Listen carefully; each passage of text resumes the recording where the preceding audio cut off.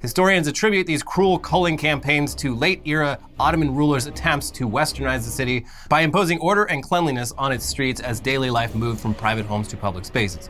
Some accounts even say that complaints about the dogs from Western diplomats and visitors spurred the killings. Other foreigners helped found the city's first animal welfare societies in the 1910s. Fast forward to now, though, and Istanbul is still full of stray dogs, and it's still somewhat controversial. But most residents of Istanbul seem to really like one particular street dog named Boji, who spends his days constantly on the go, using Istanbul's public transit system to get around. A photographer for Getty Images named Chris McGrath recently followed Boji around town and told The Atlantic, "Since noticing the dog's movements, Istanbul municipality officials began tracking his commutes via a microchip and a phone app.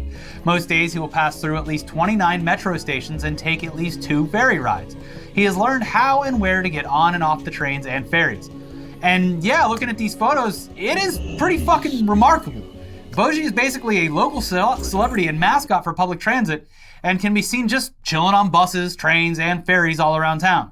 CNN has also covered Boji in an article last month featuring Chris McGrath's photos. Here's from that article. A street dog named Boji has become something of a celebrity in Istanbul, where he travels around the city on its ferries, trams, and subway cars. His adventures came to light a couple months ago, and municipal officials began to track his movements. They were amazed at his resourcefulness. Quote, "He knows where to go, he knows where to get out," said Avlin Erol, the head of customer relations at Metro Istanbul.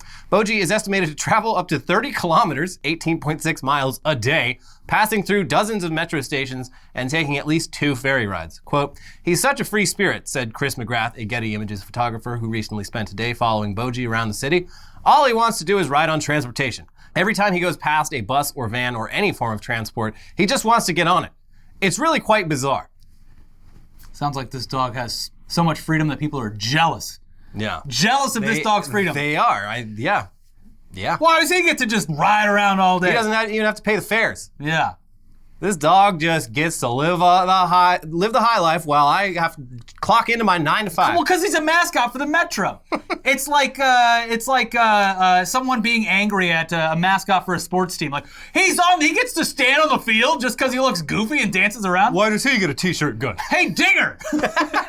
Excuse me? What did you just say? Whoa. I'm talking about Dinger, the mascot, right over there. I hate. Guys, we're gonna head down to Stranglethorn Vale, and we have a lot of stuff to do. Excelsior, Panther Mastery, Troll Mastery, Raptor Mastery, Scaring Shaky, Booksville Buccaneers, Bing Bong Bang in the chat. Like, we have a lot of stuff we need to do, okay? I think we should probably do... Should we start off with some hard stuff? Because we could do Colonel Curson. We could do the Colonel Curson elite quest in the cave. Like, I think we can do it. We got some good weapons. We got healing potions. We got some Thistle Tea. Yeah, okay, I think we can do it. Let's go do Colonel Curson, guys. We should need to be a little bit careful about pulling multiple ads since we are in a cave. If we pull like multiple ads at a time, we could end up really...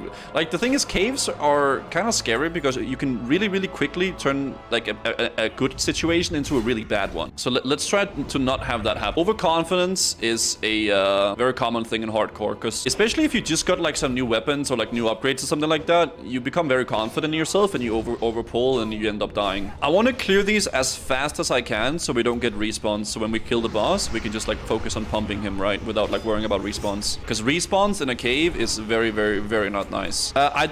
Maybe we're gonna have enough pages as well. I put a lot of my Stranglethorn pages in the bank. So maybe we should go pick up the Stranglethorn pages when we're done with STV as well, to make sure we can get everything done too. Okay, next we got the boss. We're just gonna wait for Blade Flurry, and then we're gonna pump the boss together with his friend. So we got the sub-chief and the boss at the same time. But we're just gonna pop Blade Flurry and Evasion and just do as much damage as we can in the beginning. Then we should be good here, right? Because, yeah, we'll pop like Adrenaline Rush, Blade Flurry, Thistle Tea, Grenade, and everything like that. And we'll just do as much damage as we possibly can here. So, we're gonna stun the boss and then focus on this guy. Because if we focus the Sub-Chief, he pops the Thorns thing where he takes a lot, like we take like 80 damage per attack. So we'll focus Curson, but Blade Flurry cleave the Sub-Chief like this. Let's go. Just pump like that. Pop a Thistle Tea here for extra damage. Adrenaline Rush is popping off as well. Sub-Chief is gonna die now. There's the death right there. Look at the damage we're doing on this guy, man. Bruh. We are literally... He's almost dead. Dude, he's almost dead. Oh my god. We didn't even need to kite or anything. Pop no healing potions, anything. Oh, there it is. We just completely annihilated him. Hello? I thought that would be a little bit more difficult, I'm not gonna lie. Imagine needing shoulders, guys. Yeah. Imagine needing to use shoulders on a hardcore characters or like a helmet. We don't need any of that. Because we got happiness and park jams in the chat. Okay. Okay. Nice. Let's go... Okay, let's go do the water elementals first. And then get the Excelsior, the crocodile. I don't even think we need to kite the elites. I feel like we have so much damage. Yeah, like because of the weapons and everything like that. Normally I would like kite these elites with like with bleeds and like with throne, but I really don't even think I need to because my damage is just so crazy high with these weapons. So we might have to do a little bit of kiting in the end, but like yeah, I'm straight up just face tanking it. I know. So we're gonna use a little kidney shot there. Okay, easy Claborino. Nice, get the crocodile skin. Okay, now we need to get the elemental bracers. The pages quest is good if you can do it, but I usually just like buy the pages that I need when I'm almost done, right? And I can't do that on hardcore, so I'm trying to do the pages quest this time, but it's kind of RNG if you get them all, right? I don't really do anything dangerous that I know I can't do. I like doing difficult challenges because I think it's fun, but I don't do anything that will get me killed, okay? Like, I'm playing pretty smart, I would say. Yeah, I would say so. I haven't, so far in this character, I haven't done anything dumb so far. Mosquito December, okay? Oh, I got a helmet! Yo, I actually got a pretty good helmet! Oh my god, let's go! We got a helmet level 40, guys! It took me 40 levels! 40 levels to get a helmet! Ah! Feels good, man! I cannot believe it took me so long to get a helmet, man. Ah! We still have the cloth shoulders, but...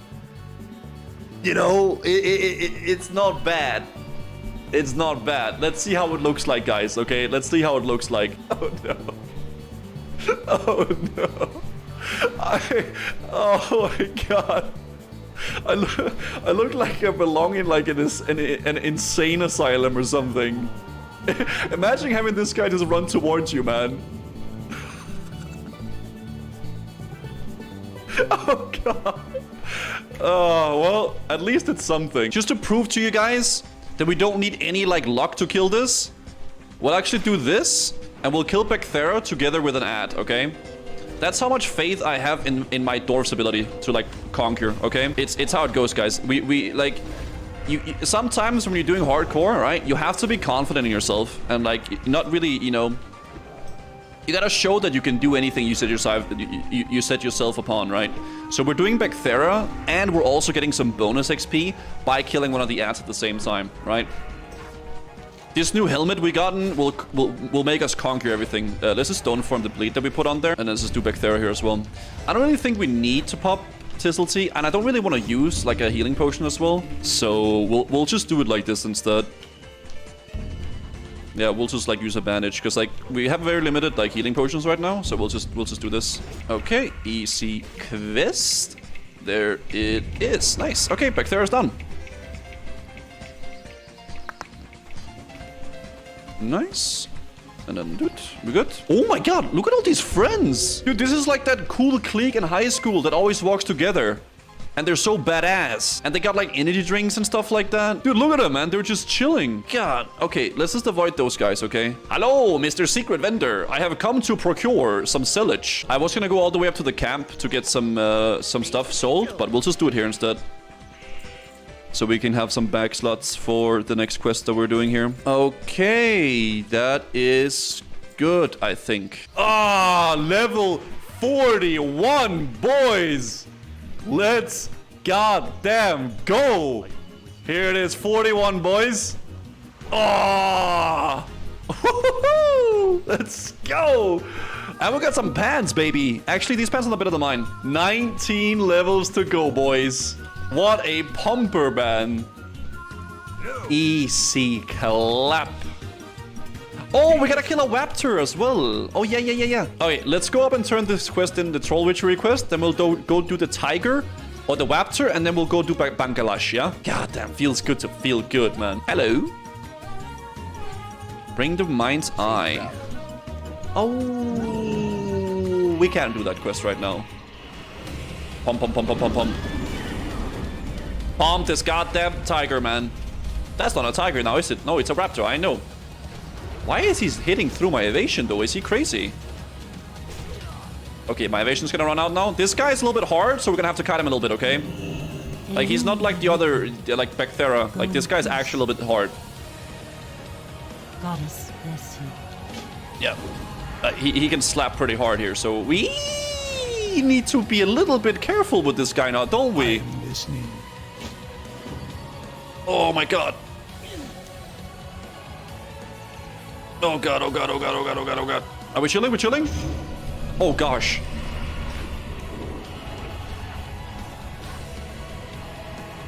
Wait, okay, I have to potion here actually. This guy hits hard, man. I think this guy hits harder than Bangladesh, actually. But yeah, we're gonna have to do some nifty kiting here.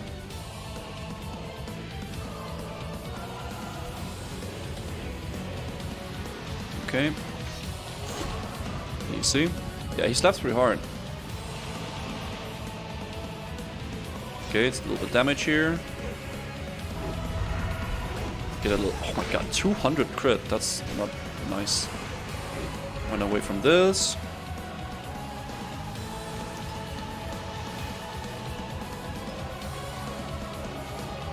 Okay, I think we can just like bang him down now. Yeah, I think we're chilling. We are chilling, guys. Let's go. Easy quest. Nice. There it is, guys. There it is. Okay. Oh my god, dude, he hits. Okay. Got the talent. Let's go up and turn this in. And then we can do Bangladesh. Ooh, I actually think I will put this on instead of my DM chest. Yeah, we lose like a little bit of agi, but we gain a lot of stamina and some armor. Yeah, I'm gonna use this. King Bangladesh. More like King... Dead. I don't know. I couldn't find a cool word. Okay, let's go. We save big cooldowns for 50% and then we just pump him down with the ads up and stuff like that, okay? So right now, we're just like stalling, okay? We're just stalling right now, guys, okay? It's fine. Don't worry about it. Like, we're not in trouble. It may look like we're in trouble, but we're really not. I'm saving my big pumpage, okay? We're playing for the long con, okay? We're playing for the long con, guys. Don't worry about it.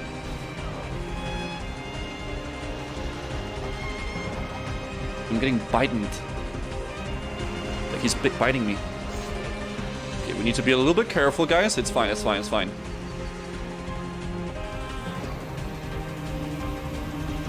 This guy's fast, man.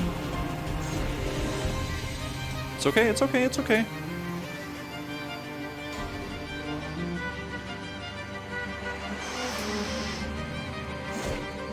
Okay.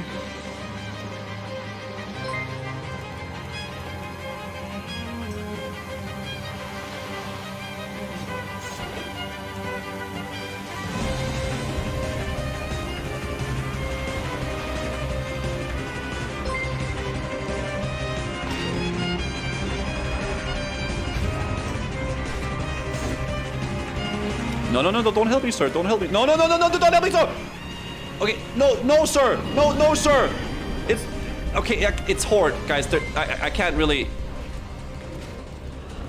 God damn it. Wait, Monkus.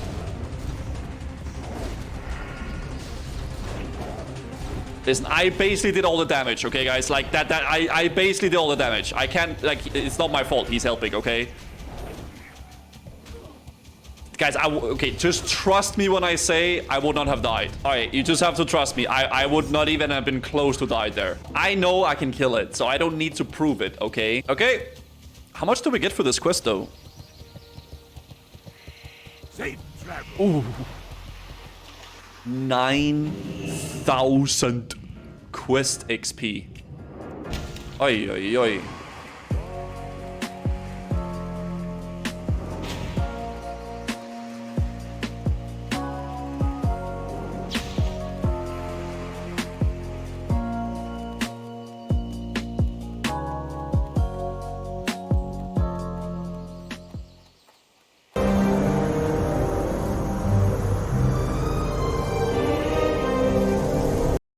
Guys, That guy. He's right up front.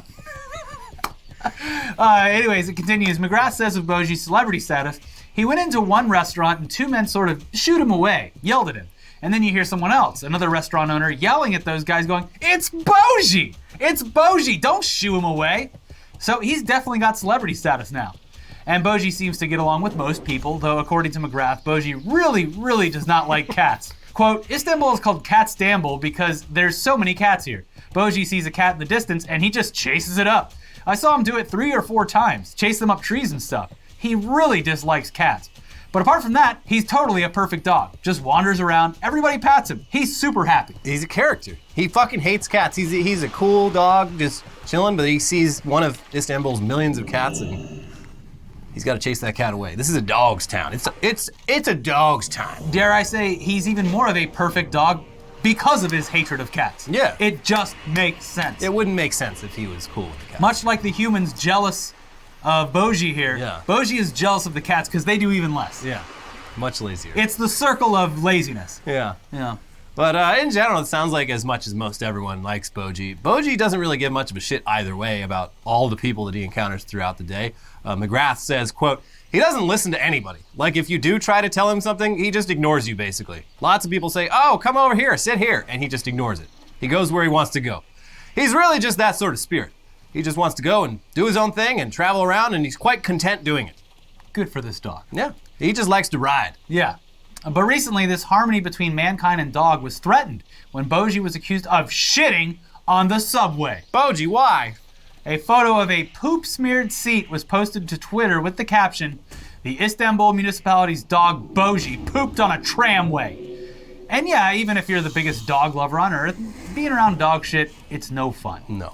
Are we just gonna let dogs shit all over our local infrastructure and pretend it's just cute and it's fine? No, it stinks. Something needs to be done about this. Bogey, you are officially canceled. Yeah, sorry, Bogey. Yep. You're canceled. Now, there's a political angle to all of this, though, just below the surface. That Twitter account who accused Bogey of soiling a subway seat mostly posted in support of the Justice and Development Party, or AKP, which is the party of Turkish President Recep Erdogan.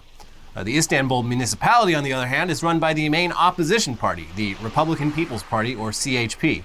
So, in bringing attention to this alleged poop crime, they are not just calling out Bogey, but also shaming the local Istanbul government for allowing their local celebrity dog to do this. It's basically the same thing as when, like, MAGA people post about gun crime in Chicago and homelessness in Venice Beach.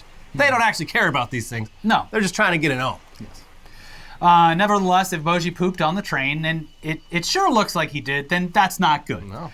But did Bogey actually poop on that train? Well, according to the local government, Bogey couldn't have done it because he was actually down at the shelter that day, feeding the homeless. Bogey is a hero. No, but he was down at the shelter. Yeah. They even provided video evidence of this. Now, Nowhere near a subway car. but this could just be them covering their ass, right? Fake news, yeah. That footage could be from any day. Bogey wasn't holding up a newspaper. Yeah. Bogey, hold up this newspaper. Put this newspaper in your mouth and pose for the camera. But guess what? They actually checked the security footage from inside the train, and what we do have here is a man, not a dog, very sneakily rubbing some shit all over the very seat that Bogey was accused of shitting on. Bogey is innocent, and Bogey was framed. Bogey did nothing wrong. This is the second worst thing that's ever happened in Turkey in the past couple of years. Yeah. How could they frame this dog? That's so fucked up. But yeah, as for the political fallout from all of this, we're not totally clear on that. It's all in Turkish. But it has produced lots of memes mocking this false flag accusation against Bogey. And it does seem that the city folk in Istanbul are not happy about Boji getting dragged into petty national politics when all Boji wants to do is ride around town on public transit. Boji just wants to ride. It's like a political party here in the United States getting like actually physically upset and angry and showing up to march against one of those dog mayors. Yeah. We've got like 5 dog mayors in this country. It's like someone setting up a dog mayor. Be like, oh, can you believe it? This town's gone to the dogs. Boji's approval numbers just plummeting after the shooting. Yeah. And that's the thing too, is if Istanbul and Turkey are anything like America, you know, the fake story gets spread like crazy, much like fake poop on this train. Yeah. But the correction, nobody hears about it. And now I want to know what kind of poop was it? Was it dog shit or was it this man's shit? What kind of shit? What, it was fake? It might have been fake poop. Also, were the cats involved? They had the cats. I mean, this political party has motives, but so do the cats. Boji's been not too nice to the cats. But that's the thing though, is like there's gonna be people that are like, there goes Boji, that dog that shits on public transit, not knowing that Boji was set up. Yeah. We need a full-scale media rebuttal. We need a retraction. Truth and Reconciliation Commission on Boji. Yes. Who did nothing wrong. Exactly. But Boji himself was actually pretty upset about this, or at least Boji's Twitter account. We're not sure if he's the one writing the tweets or not, but he has an official Twitter account. Now that he's done working for MoviePass in the HR department, Boji writes his own tweets. You can't win them all. Yeah. But Boji tweeted, I was at the cottage all day today. I didn't even visit Istanbul. You polluted the tram and blamed it on me. You are bad. Bad human. Bad. And then later, once the truth had been revealed, Boji tweeted, I'm still waiting for an apology from someone, with a photo of Boji just patiently waiting for that apology. Yeah. I'm here. I'm chasing my tail over here. I'm all ears over here. Yeah.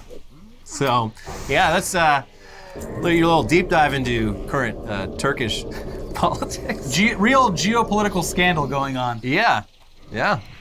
If a lovable dog who rides public transit is not safe, who is? Yeah. So. Cancel culture comes for all of us. Even Boji. Falsely accused. Yeah. Falsely accused. But while video evidence is what exonerated Boji from the crimes that he was accused of committing, our next story is about how video evidence often does the opposite. It proves that you definitely did the shit that you're accused of. And the best example of that happening is, of course, the January 6th riot, where hundreds of people broke into the US Capitol while being filmed from every possible angle and also doing the filming themselves.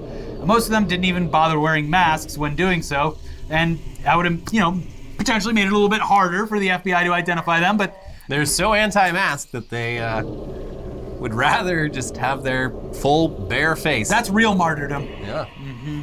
So yeah, some of them did wear masks, particularly members of the far-right Oath Keepers militia. But when you picture far-right militia members in your head, you probably don't picture this guy, James D. Beeks, an African-American musical theater actor and Michael Jackson impersonator who most recently played Judas in a nationwide tour of Jesus Christ Superstar. It's always the apostle you most expect. Yes, exactly. And it's actually James D. Beeks' love of Michael Jackson that got him caught. On January 6th, the man believed to be Beeks was seen wearing a helmet and scarf around his lower face, making him very difficult to identify. The FBI was able to narrow down Beeks as a possible suspect based off interviews with other Oath Keepers that they had already identified and arrested, but they needed to be sure. So here's the DOJ's official complaint and arrest warrant. As explained below, law enforcement was further able to corroborate Beeks' possession of the black jacket that appears consistent with the one he was seen wearing on January 6, 2021. The jacket appears to be from Michael Jackson's Bad World Tour, which started in 1987. This is a photograph of a replica of the jacket, front and back, available for sale online. Law enforcement located open-source photographs of a person who appears to be Beeks wearing this same jacket. The following photographs were posted on Instagram on April 4th, 2020 by a person who included the hashtag Jesus Christ Superstar. According to an online cast listing, the person who posted the photographs on Instagram is an actor in a traveling production of the play Jesus Christ Superstar. Beeks, under the stage name James T. Justice, is also an actor in that same production. Beeks has an additional connection to Michael Jackson. According to his LinkedIn profile and YouTube page, Beeks regularly performs as a Michael Jackson impersonator. His YouTube page, under the name James Delisco Beeks, with a username of JD Moonwalker, describes him as, quote, one of the top Michael Jackson tribute artists in the United States. 350 million people in this country.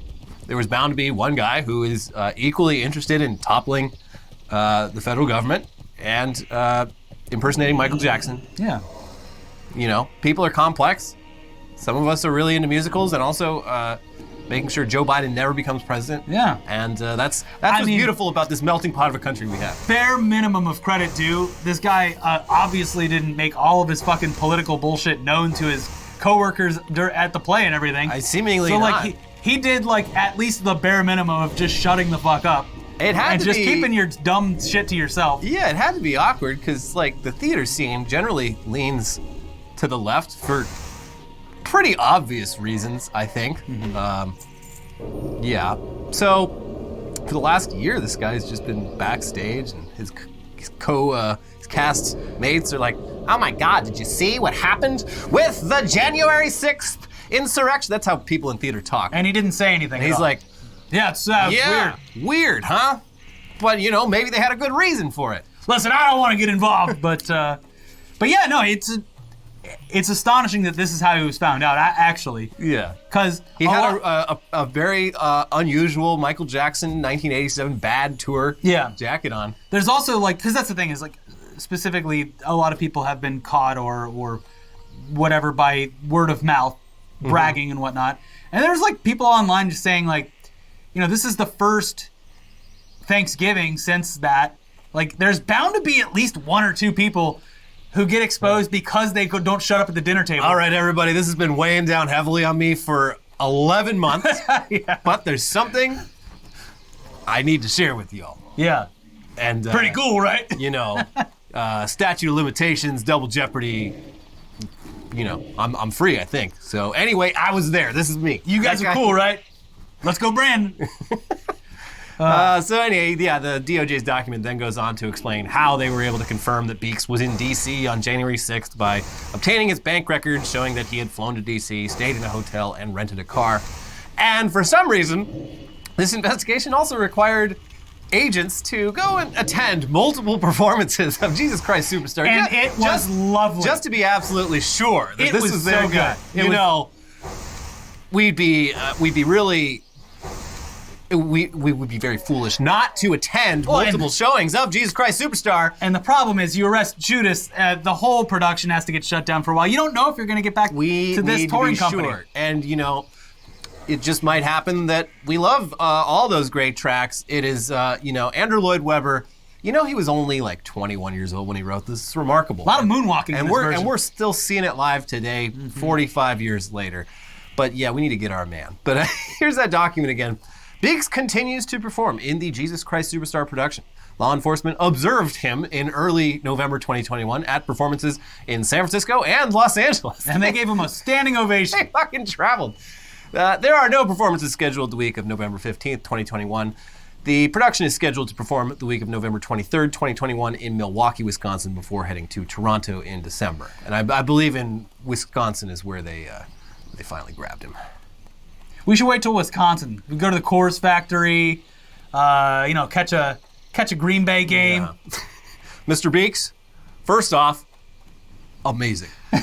First off, wonderful. Here's some roses. They're holding like a commemorative cup that they got at the bar. Two things, A Mr. giant Beeks. cheese head. Can you sign our playbill? Yeah. Okay. Secondly, though, you are under arrest. We hate to do this. Big fan. I don't know how they're going to replace you. No one. Oh no, he's not walking away. Anyways, this Florida man is charged with obstruction of Congress, a felony, and a misdemeanor charge of unlawfully entering a restricted building or grounds. And it's all thanks to that damn Michael Jackson 1987 World Tour jacket that he insisted on wearing. All of this is, of course, not the kind of behavior that you'd expect out of your typical theater kid, much less one who has multiple Broadway credits in shows like Kinky Boots and Ragtime, and has a YouTube channel featuring a lead performance in The Lion King's The Circle of Life. By the way, he does a great job. He has an amazing voice. Yeah, he can definitely sing. But he won't be doing much singing anymore unless it's singing on his fellow conspirators. That man came in here and sang like a bird. Sang like a bird. Jesus Christ Superstar has now officially suspended Beeks from the tour. Oh, man. How are they going to replace him? I don't know. But those agents are going to go back and they're like, it's not the same. It's just not the same. We need to hire this man a good lawyer. We need him back on stage. Yes. His talents are being wasted behind bars. Hey man, why can't you just be cool? So yeah. He has the voice of an angel, come on. And the judge is like, well, these are very serious charges, which you definitely are guilty of, but on the other hand, I'm gonna make a slight exception because you, sir, have the voice of an angel. Perhaps, maybe even once in a generation. The defendant would like to sing the closing arguments to the jury, please. Oh, and what a beautiful performance it was. I'm gonna take 2 years off that sentencing. How does he do that thing where he leans all the way forward? Yeah. Incredible. It's like MJ's right here in the room with us. Anyways, it's unclear if James Beeks has always been the kind of guy willing to do a little bit of insurrection or if this was an unexpected change for him. But as we've seen time and time again, people can fall down far-right rabbit holes really quickly. And the biggest and deepest far-right rabbit hole out there right now is, of course, QAnon, which is basically the classic Illuminati conspiracy theory crossed with Pizzagate and like every other fucking conspiracy theory ever all at once. But it's like a conspiracy katamari. Yeah, it's way too complicated to explain. It's very convoluted. It's full of contradictions. And yeah, digging into it, you feel like you're going insane. The HBO Max is a pretty good documentary about it. Even as a skeptic, looking into the QAnon stuff makes you feel like you're losing your fucking mind. Yes. But yeah, some of these Q people literally believe that John F. Kennedy Jr., but also apparently his dad, President JFK, both faked their deaths decades ago and will soon, any day now, be revealing themselves as alive in Dallas at the site of JFK's assassination in 1963, Dealey Plaza. And they've just been hanging out there for almost a month now. Yeah, if this rings any bells, we have, of course, covered the Dallas sect of QAnon for the last few weeks. And guess what? Like Elliot said, they are still there. Determined. Yeah. They're still there waiting for the Kennedy rapture. Or at least a lot of them still are. Let's check in on how they're doing. Happy birthday to you.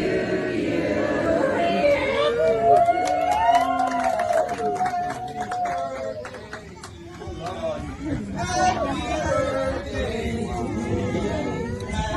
birthday. Happy birthday. You're acting real shitty right now, right?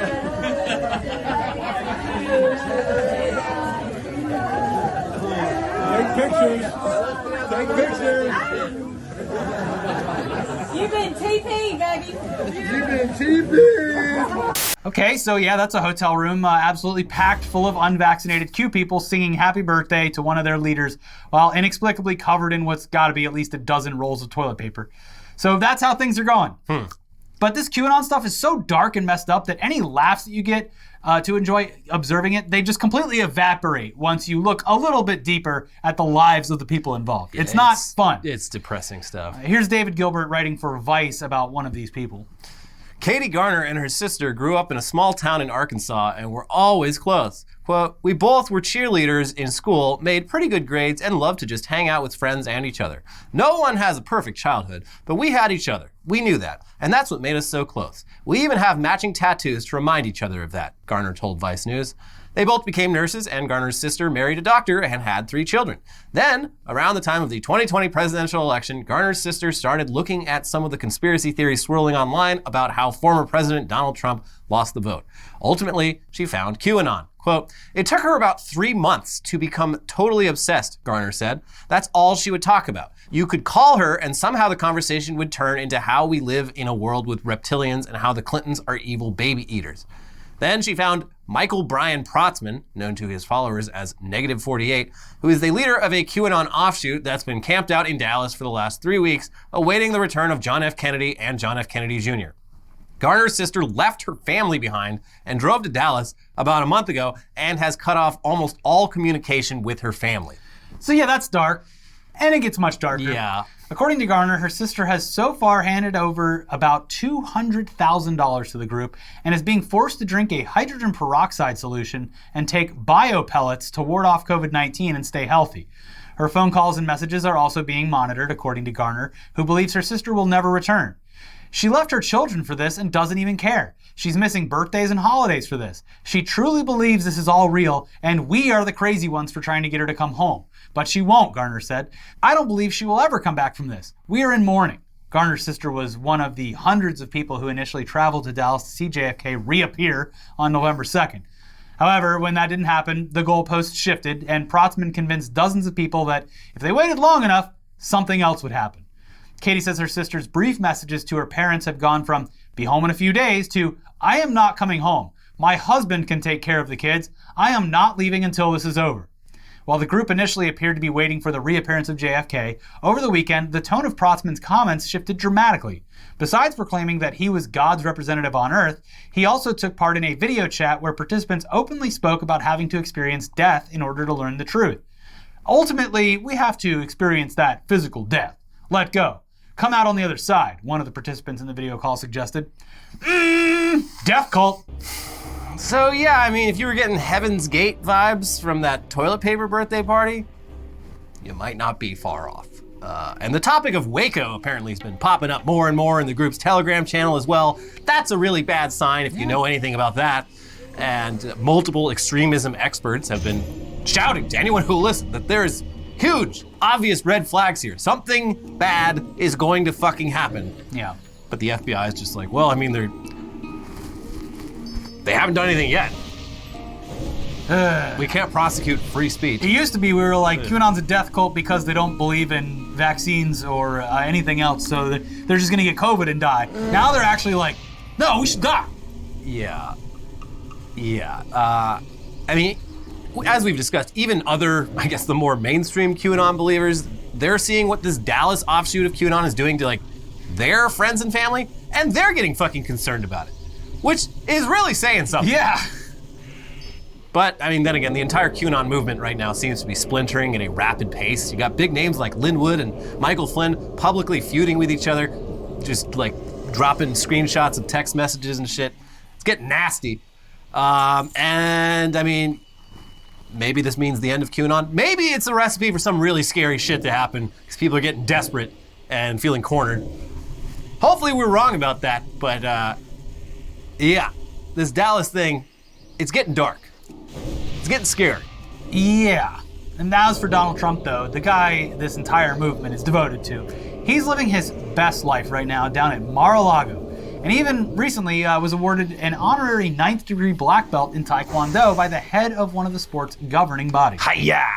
And the photos of Trump posing and wearing a Korean dobok and his black belt, they're fantastic. The man's favorite movie is Bloodsport, and he can't hide his excitement at being officially designated as an expert martial artist. His hands, they're designated as lethal weapons.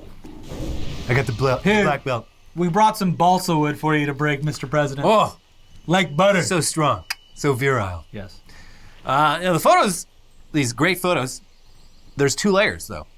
On the first layer, you've got Trump in the obvious wearing a fucking gi or whatever, and it's hilarious. But in the background, we're getting the first ever glimpse of what Trump wanted done with Mount Rushmore. And yeah, obviously he wanted his face added to Mount Rushmore, the gaudiest and stupidest and worst national monument. With a little rocket etched into it of Kid Rock riding gonna tell me how to live. riding a middle finger above it. So yeah, a bronze miniature of the updated and improved Mount Rushmore can be seen in the background of one of the photos, and it indeed shows Presidents Washington, Jefferson, Roosevelt, Lincoln, and of course, Trump, all the way on the far, far right. A little on the nose. It's hard to remember a lot of the dumb shit that happened during Trump's presidency, but yeah, on multiple occasions he did talk about how much he wanted his face added to Mount Rushmore.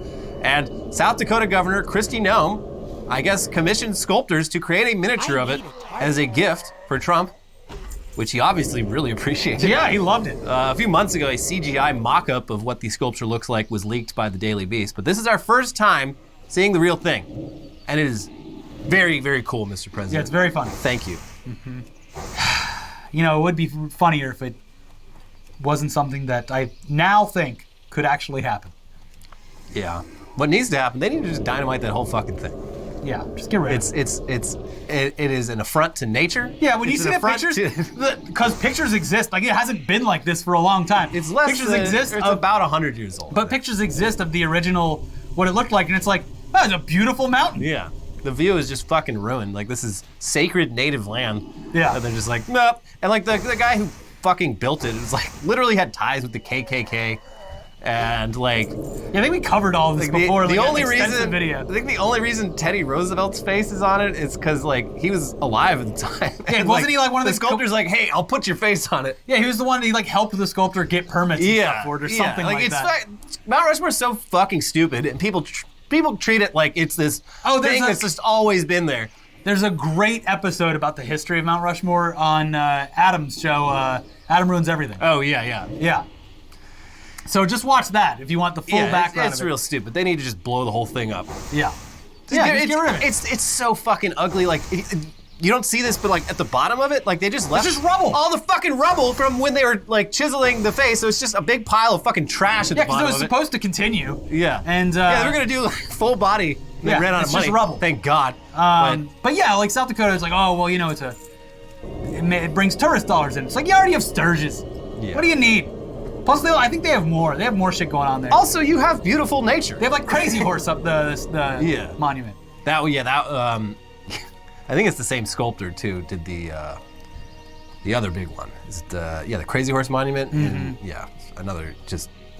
Oh wait, no, he didn't do the Crazy Horse one. The Crazy Horse one's kind of cool but misguided. He did the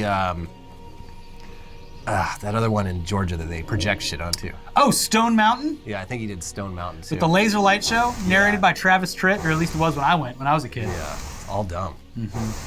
Well, we do have headlines coming up for you soon. But first, let's talk about this week's sponsors, starting with Stitch Fix. Your style, it isn't one size fits all. It's about what suits your body and what suits the moment. So why not shop at a store that is personalized to your body and style? Introducing Stitch Fix Freestyle, a shop built just for you. Stitch Fix Freestyle is your trusted style destination where you can discover and instantly buy curated items based on your style, likes, and lifestyle. I just got it's like a plaid shirt, but is sewn together with a hoodie, and it's not too heavy, not too light, perfect, looks stylish. I've been wearing it at home all week when the temperature dipped a little bit. Yeah. Very nice, very happy to get it. Wouldn't have bought it for myself, happy to see it arrive in the mail. Thanks, Stitch Fix.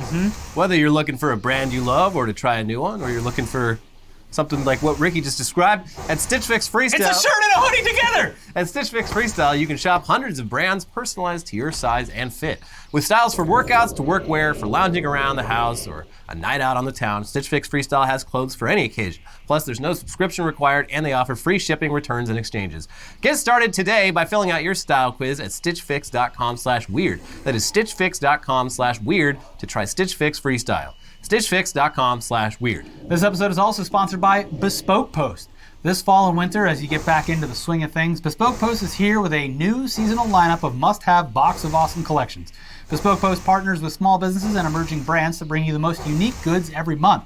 No matter what you're into, Box of Awesome has you covered. From autumn craft beers to cozy threads and camping gear essentials, Box of Awesome has collections for every part of your life. Some of the Bespoke Post's newest boxes include this box with everything that you need to make s'mores outdoors, and this tiny personal cement fireplace. They sent me some wooden game stuff and 2 coconut glass, like actual coconuts carved into glasses. So that was cool. And a bunch of other stuff. You can drink out of them. You can pretend you're on a horse. Yeah. Ah. Yeah.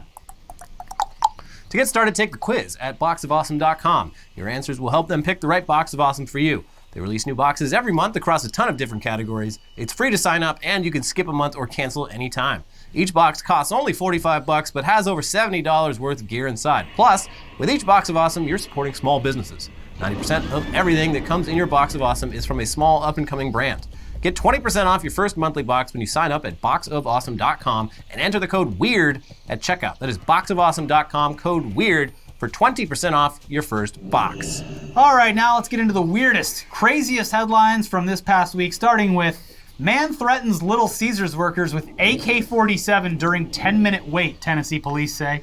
I mean, this is pretty scary, it's pretty extreme, but They did say the pizza would be hot and ready. Yeah. And ready. This is the problem with Little Caesars. They've marketed themselves into a weird corner where like we when we were tailgating for a game one time, we're like, oh, let's go try Little Caesars. Like, go grab a pizza. It's right here. Yeah. We got 5 minutes, and they're like, oh, actually, it's gonna be like 20 minutes. Can you wait? And it's like, No, I can't wait. So we all pulled out our guns and threatened the lives of the people working there. I went to a Little Caesars at one point during this year, And everyone there, I thought it was hilarious. I was just standing there watching it unfold. Everyone that was working there was clearly fucking blazed out of their minds. It was awesome. Yeah. So they have this thing where you just like, you have it on your phone and you're like, you walk up to a box and you just open it up and you take your pizza and leave. And this lady was like swearing that she got breadsticks or something like that. And they like literally, when she kept complaining, they just kept stacking bags of breadsticks onto the pizza until she was like, until she shut up. There was like 6 bags of breadsticks. And she was just like, okay, enough.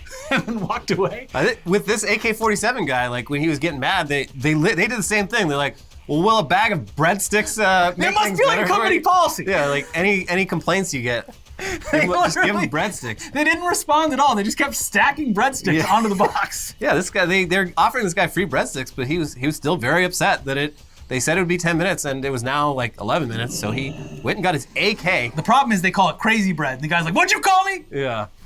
You want some crazy bread? Excuse me? But yeah, it seems like a pretty extreme way to take Yeah. out your anger on these poor workers. And a great way to not get your pizza. But a really smart way to get free breadsticks.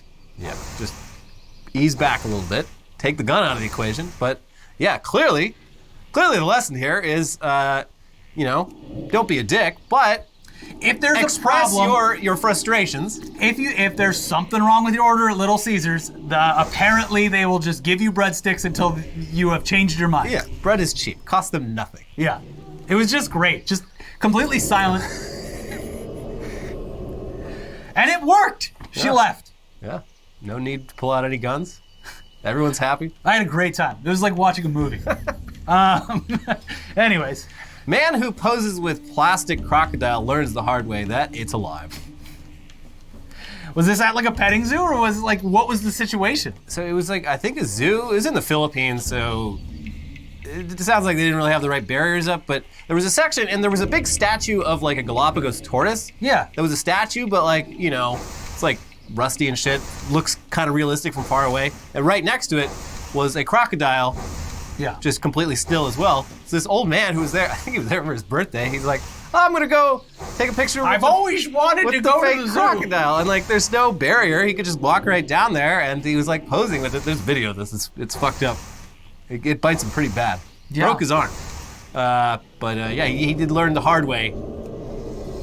Then he touched it. He's Assume probably like, it's not even warm. It's like, well, Yeah. cold-blooded, buddy. Assume every gun is loaded. Assume every crocodile is real. Assume every crocodile is real. Well, that's like at every zoo, when you go to like the gorilla area, there's like usually a big brass gorilla that you Yeah. can pose with.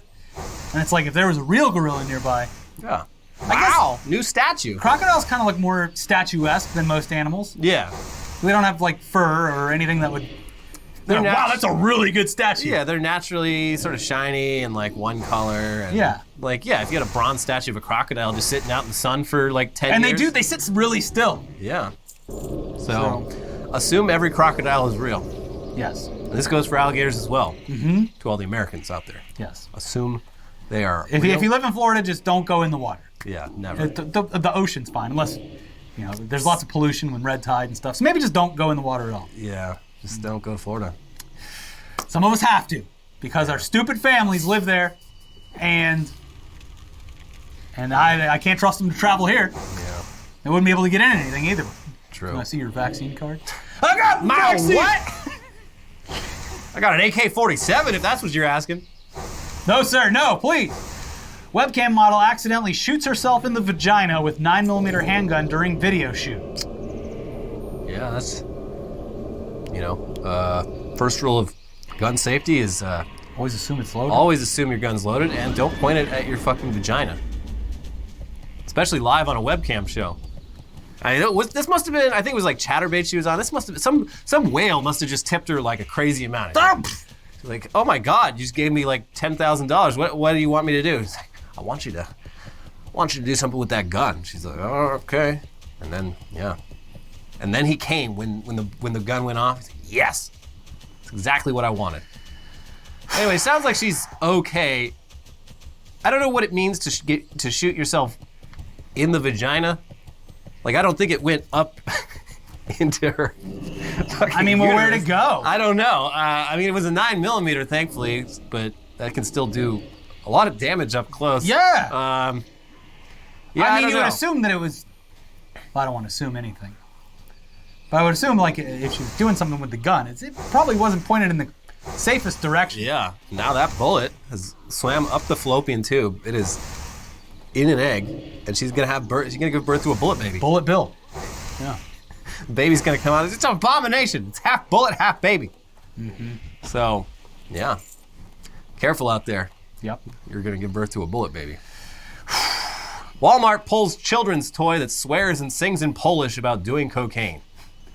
This is that fucking cactus toy that we talked about. Oh, yeah! So I think the last time we talked about it was like Taiwan, where it was on sale and someone who happened to speak Polish is like, this is a rap song about doing cocaine. And it apparently ended up in Canada now. This random cactus toy, and the guy who did the original rap in Polish, he never gave permission. Like, Yeah. he's pissed about it. They owe him some royalties. Yeah, no one knows why this cactus toy keeps ending up everywhere, but yeah, it's just this funny little cactus that raps about being lonely and doing cocaine. It's actually a sad rap, some sad boy stuff. But yeah, so. Well, I would love to get one of these off eBay. I know, I want one. Yeah. So, there you go. So if you see one, let us know before they manage to pull them all from the shelves. Get it now. Yeah. It's this Christmas hottest gift. Yeah. Yeah. Woman allegedly breastfeeds cat on Delta Airlines flight. And it was a hairless cat. Oh. Imagine being on the flight and like, it's like one of those things where you're like, man, am I gonna offend someone by complaining about this? Ma'am, is that a hairless cat that you're breastfeeding? Like, imagine. No, that's my baby. How dare you? This is another one of those like, I don't want to like. It's like one of the, like the thing where it's like, you don't want to call and get rescued because it's embarrassing, or you don't want to put anyone out of trouble. It's like one of those things where I'd be sitting there like, man, I think this is wrong, but then like someone's gonna like call me out for like telling the stewardess, Yeah. the flight attendant to stop the lady from breastfeeding what appears to be a hairless cat. Yeah. Because that could be a really ugly baby. It could be a fucked up baby. Yeah, and then it's like, wow, I look like a fucking asshole. Yeah. Yeah, it's a tough call.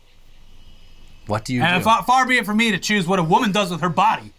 This would be a great episode of that CBS show, What Would You Do? Where they have like actors. Put people in awkward situations. Yeah. It's and then Juan Quinones or whatever, isn't it? John Quinones comes out. Oh, yeah, she's not really breastfeeding a cat. Well, she is. I mean, here's exactly what I would do. I would put my face forward and watch the movie in the back of the seat and keep my headphones on and just not pay attention to it. There's a lot to be said for minding your fucking business. Yes, exactly. Yeah. It is fucking weird not to judge, or unless it is, I should be judging.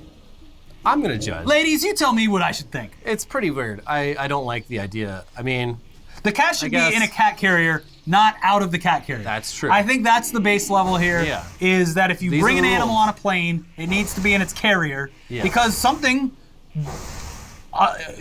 the cat could get loose. People are allergic to cats. You know, it's Yeah. hairless, but like something could happen. So you keep it in the carrier, and then the cat can't be breastfed, and then nobody knows that this lady's a weirdo. also, I think she got caught because the cat was really not into it and was making noises. So that's sort of, if that's true, that sounds like animal abuse, Yeah. which is, I still don't know. I think I would be focusing on the movie that I was watching. yeah. It'd be like, somebody else is gonna do something. I would have bystander syndrome. Yeah. Somebody else is gonna do something about this, right? I saw a great thread over Thanksgiving. It was like someone had sort of unlocked why, like a big difference between city people and suburbanites and rural people is that city people are really good at minding their own fucking business, and suburbanites are incapable of that. And that's why when they come to like LA and New York, they're like losing their fucking minds over everything going on around them. Living in any big city for any extended period of time, you're gonna see more shit in one day or a week than you've seen your entire fucking life It's like, in the I'm suburbs. gonna mind my own fucking, this has nothing to do with me. Also, I'm gonna mind my own fucking business. It's like a thing too, where it's like, you know, these people have like just the will and the wherewithal to like think that everything that they can solve every problem because they're like the king Yeah. of their fortress. Yeah. So it's like, oh, well, something's wrong here. I better fix it. Yeah. And it's like, no, you're in fucking New York. Shut the fuck up. Shut up. Go check out the 9/11 memorial Yes. and go down to Coney Island And mind your own fucking and business. mind your own fucking business. Yeah. So, there you go. Millions of bright red crabs shut down roads in Australia's Christmas Island in mass migration. I guess this happens every year, but it's fucking Didn't they wild. build those crabs a bridge? Yeah, they built them a bridge. Yeah. Because it's like 50 million of these bright red, like comically red crabs. They're like crabs from the meme. Yeah. The crab dance. And once a year, for some reason, they go from one side of the island to the other. They have to like shut down so many roads. They're like, sorry, it's closed for the week. It's crab week. Yeah. Find another way home. And yeah, it's delightful. I'd love to see it at some point. Yes. This Christmas Island, real beautiful place. They do have a pretty notorious refugee detention center there that is pretty controversial for being a real dump. But other than that, seems like a lovely island. But that's the thing, going back to what we just said, it's like, imagine being a tourist there, being like, oh my God! Is someone gonna do something about these crabs? Yeah. And everyone's just like, those are the fucking crabs. They own the island. Yeah, this just happens. We built them a bridge. We can't help if they don't use it. Yeah. This species only lives on Christmas Island. Like they have to just let them do whatever the hell they want. Do they call it Christmas Island because the crabs migrate around Christmas? I don't know. I don't know. Maybe they discovered it on Christmas. I think that's the story with Easter Island. Sure. Cool. And it's like the Sandwich Islands. They happen to be delicious. They happen to be eating sandwiches when they found it. Hey, whoa! Is that an island? I'm gonna call it Sandwich Island because I was eating a big old sandwich. People weren't that creative back then. No. There was only so many words to go around. Yeah. You can now rage shake your phone to report a problem to Instagram. Hot new feature. Yeah. Not So- good for people with Parkinson's. I'm so mad. Ah! Yeah. It doesn't look the same though, right? Looks like It's a jerking. jerking off feature. So, I don't know. I guess you can rage shake. Try it. Open up your Instagram. Oh, you want me to report someone? I don't know. I'll try it too. See if it might be an iPhone only feature. All right, let's see. We got Elise Williams here. Elise and James. I'm gonna whoa! I'm gonna report their, yeah. Did something go wrong? Report they have a problem. a tree topper that is like a hedgehog or something. I don't want to see this content. Hey, yeah, Yeah, there you did go. Yeah, report a problem. Let's see. This thing fucking. I'm not gonna do that to them. They're Yeah. lovely people. No, Lovely people. Go follow them on Instagram and don't report them. Don't rage shake your phone. No. Mayor defends keeping groundhog weather guesser Wyorton Willie's death a secret. I didn't realize. I thought Punxsutawney was Punxsutawney Phil. this. Yeah, so Punxsutawney in Pennsylvania has Punxsutawney Phil, but up in Canada, in Ontario, there's a little town called Wyorton or Weirton. I don't know how you say it, but they've got Wyorton Willie, their own groundhog, Yeah. and they've been hiding his death for over a year now. The locals can't find out about this. It'll ruin the morale of the town. It's just like with Queen Elizabeth over in England, who is definitely dead, but they're gonna hide it until after the holidays. They don't Yeah. want to ruin Christmas. Yeah. It'd be very sad. Very sad Christmas. But yeah, I guess their groundhog is an albino and has always been an albino, which is Hard to replace. Yes, they were trying to find someone to swap out sneakily for the last year, and they just ran out of time. And finally, they came clean. They're like, "Yeah, Willie's been dead for over a year. Look, it's COVID. We need to rip the Band-Aid. Willie is so important to this town. We didn't, the heart to we didn't tell have the heart to tell you guys that Willie's been dead for a while." But I guess you could say it softens the blow knowing he's been dead for a long time and not just recently. Yeah. So, see you later. This is like my grandma found out like her sister died like 3 months afterwards because there was, I guess, some family shit going on there. But it's just like, oh, okay. When's the Wow. 3 months ago. All right, Yeah. interesting. Were you gonna tell anyone? No, just gonna wait for us to find out on our own. All right. To a lesser extent, I think I've told the story before, but one time my parents told me they were putting my dog down and then didn't. Yeah. So I went through all of like the morning. Yeah. And then I came home to visit, and he was Hey. still very sick. Yeah. But like, it was shocking. Yeah. And then they put him down after that. So I had to mourn it twice. Yeah, that's rough. Yeah. It's fucked up. What are you doing? My dad didn't have the heart to do it at first. Yeah. It's a rough thing to do. Yeah. So I can't like hold it against him too much, but I thought the dog was already gone. Yeah. Don't tell people you're about to kill a dog unless you're actually gonna do it. I'd say is the lesson. Or maybe just after. Yeah. Like I was already moved out by then, so it wouldn't have been like, hey, Yeah. where's Buddy? Yeah, it's not. And it's not like there was like even FaceTime or anything back then. It's just yeah. Anyway, final headline, lesson number 2. Japan enlists Professor Pooh to teach children about paying taxes. Okay. He's the popular, very popular character, Professor Pooh. Like Mr. Hanky? He's a cartoon poop, and he got all sorts of books teaching kids about reading, writing, and now he's teaching them about taxes, because that's something children really, really need to know about I mean, that's the thing. as early as possible. Paying your taxes sucks. If you learn about it from a literal piece of shit, I guess it's the best delivery method. Hey, you're gonna hear some bad news. Yeah, this seems like something like PragerU would do. Like, Yeah. Hi, I'm Mr. IRS Poo-Poo Head. Hey, remember that paycheck? Brr, they just smear it all over. There it goes down the toilet. Speaking of that, you didn't put it in the headlines this week, but did you see that shit about the literal shit about the firefighter from LA wiping his COVID mandate with his ass and getting Yeah. shit all over it, Yeah. and then like leaving it? So yeah, and it wasn't clear whether he took a shit first, because if he did just like stick it down his pants and pull it out and there's poop all over it, it's like, get yourself a bidet, buddy, or at least wipe better. Yeah. You shouldn't just It's a leave- fire hose for your ass. Yeah, you shouldn't be leaving poo streaks from your dry ass. But after the whole George Floyd thing, I was like, you know what? I'm gonna stand firefighters, the real heroes. But this fucking proving us wrong. The fucking COVID mandates has made my opinion of firefighters just diminish so much. I don't get it.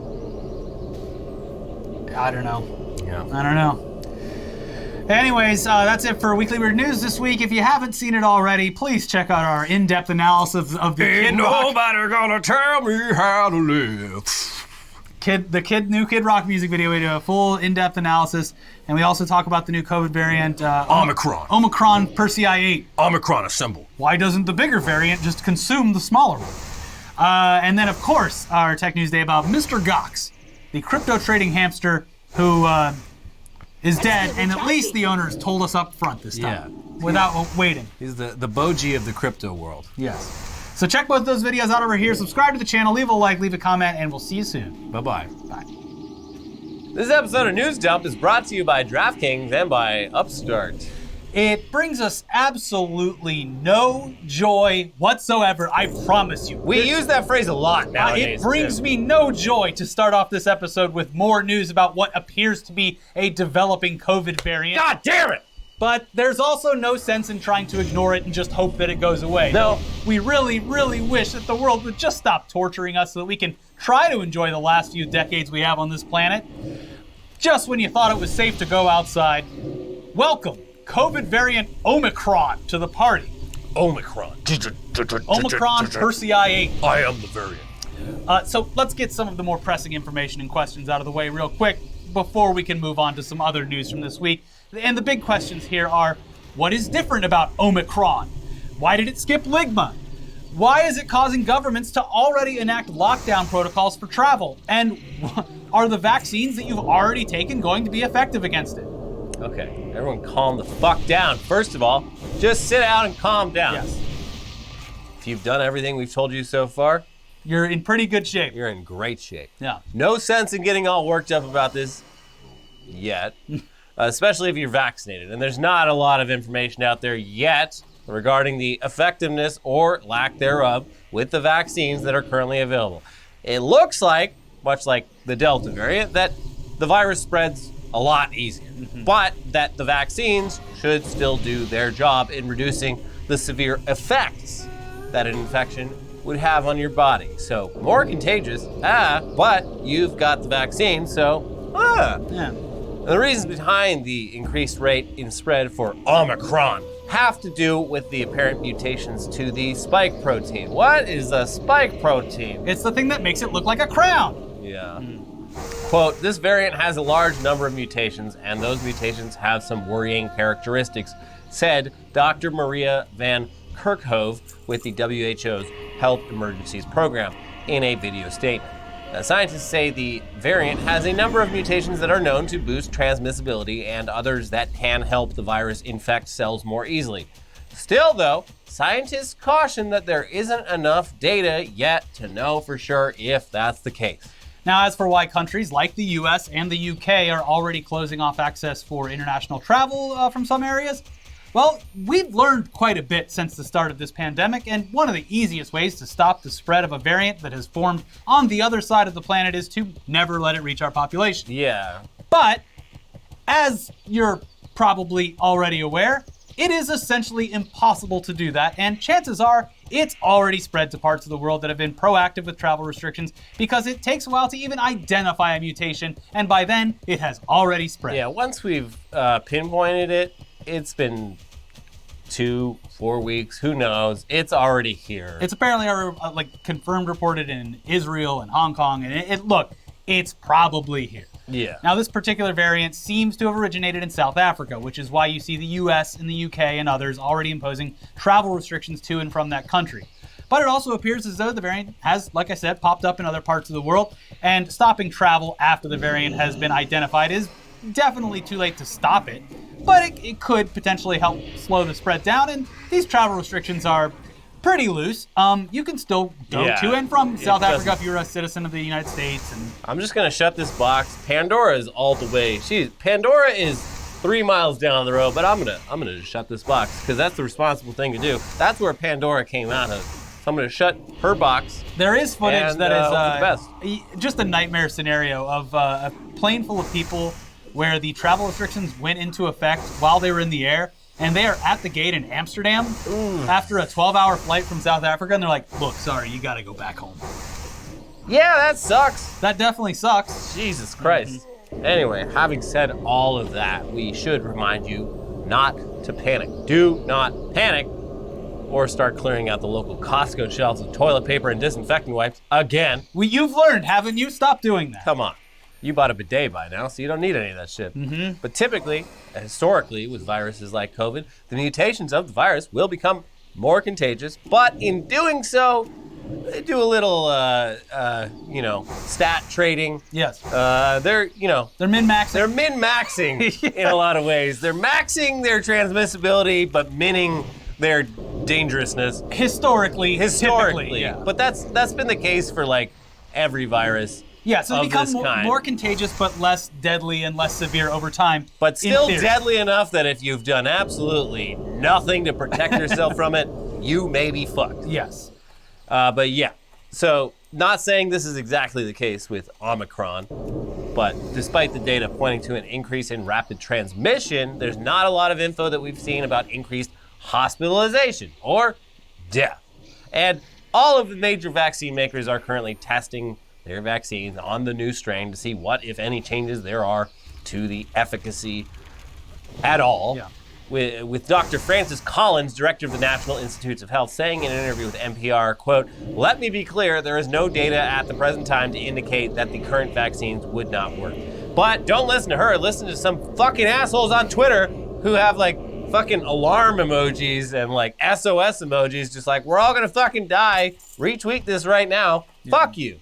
In addition to that, the vaccine manufacturers are constantly adapting to new variants, and the time to produce something that can combat a new strain has been reduced greatly because of the advancements in medical technology brought on by this pandemic, with estimates landing on weeks of development and testing and deployment instead of fucking years. Yeah, it's not a new disease, it's a slight change in the disease, and they've done an amazing job. The pharma companies, bastards that they are, they've done an amazing job doing the thing that they are supposed to do, which is make vaccines for diseases, and they've done 99% of the work. This is an extra little 1% that they have to do. Pfizer has done the unthinkable. They have shifted their brand focus away from boner pills to saving the earth. Yeah. One of the biggest pivots of all time. Yeah, great pivot. So yes, this of course it is major news. And on top of everything else that we've all been through over the past 2 years, it can definitely make you feel hopeless and angry.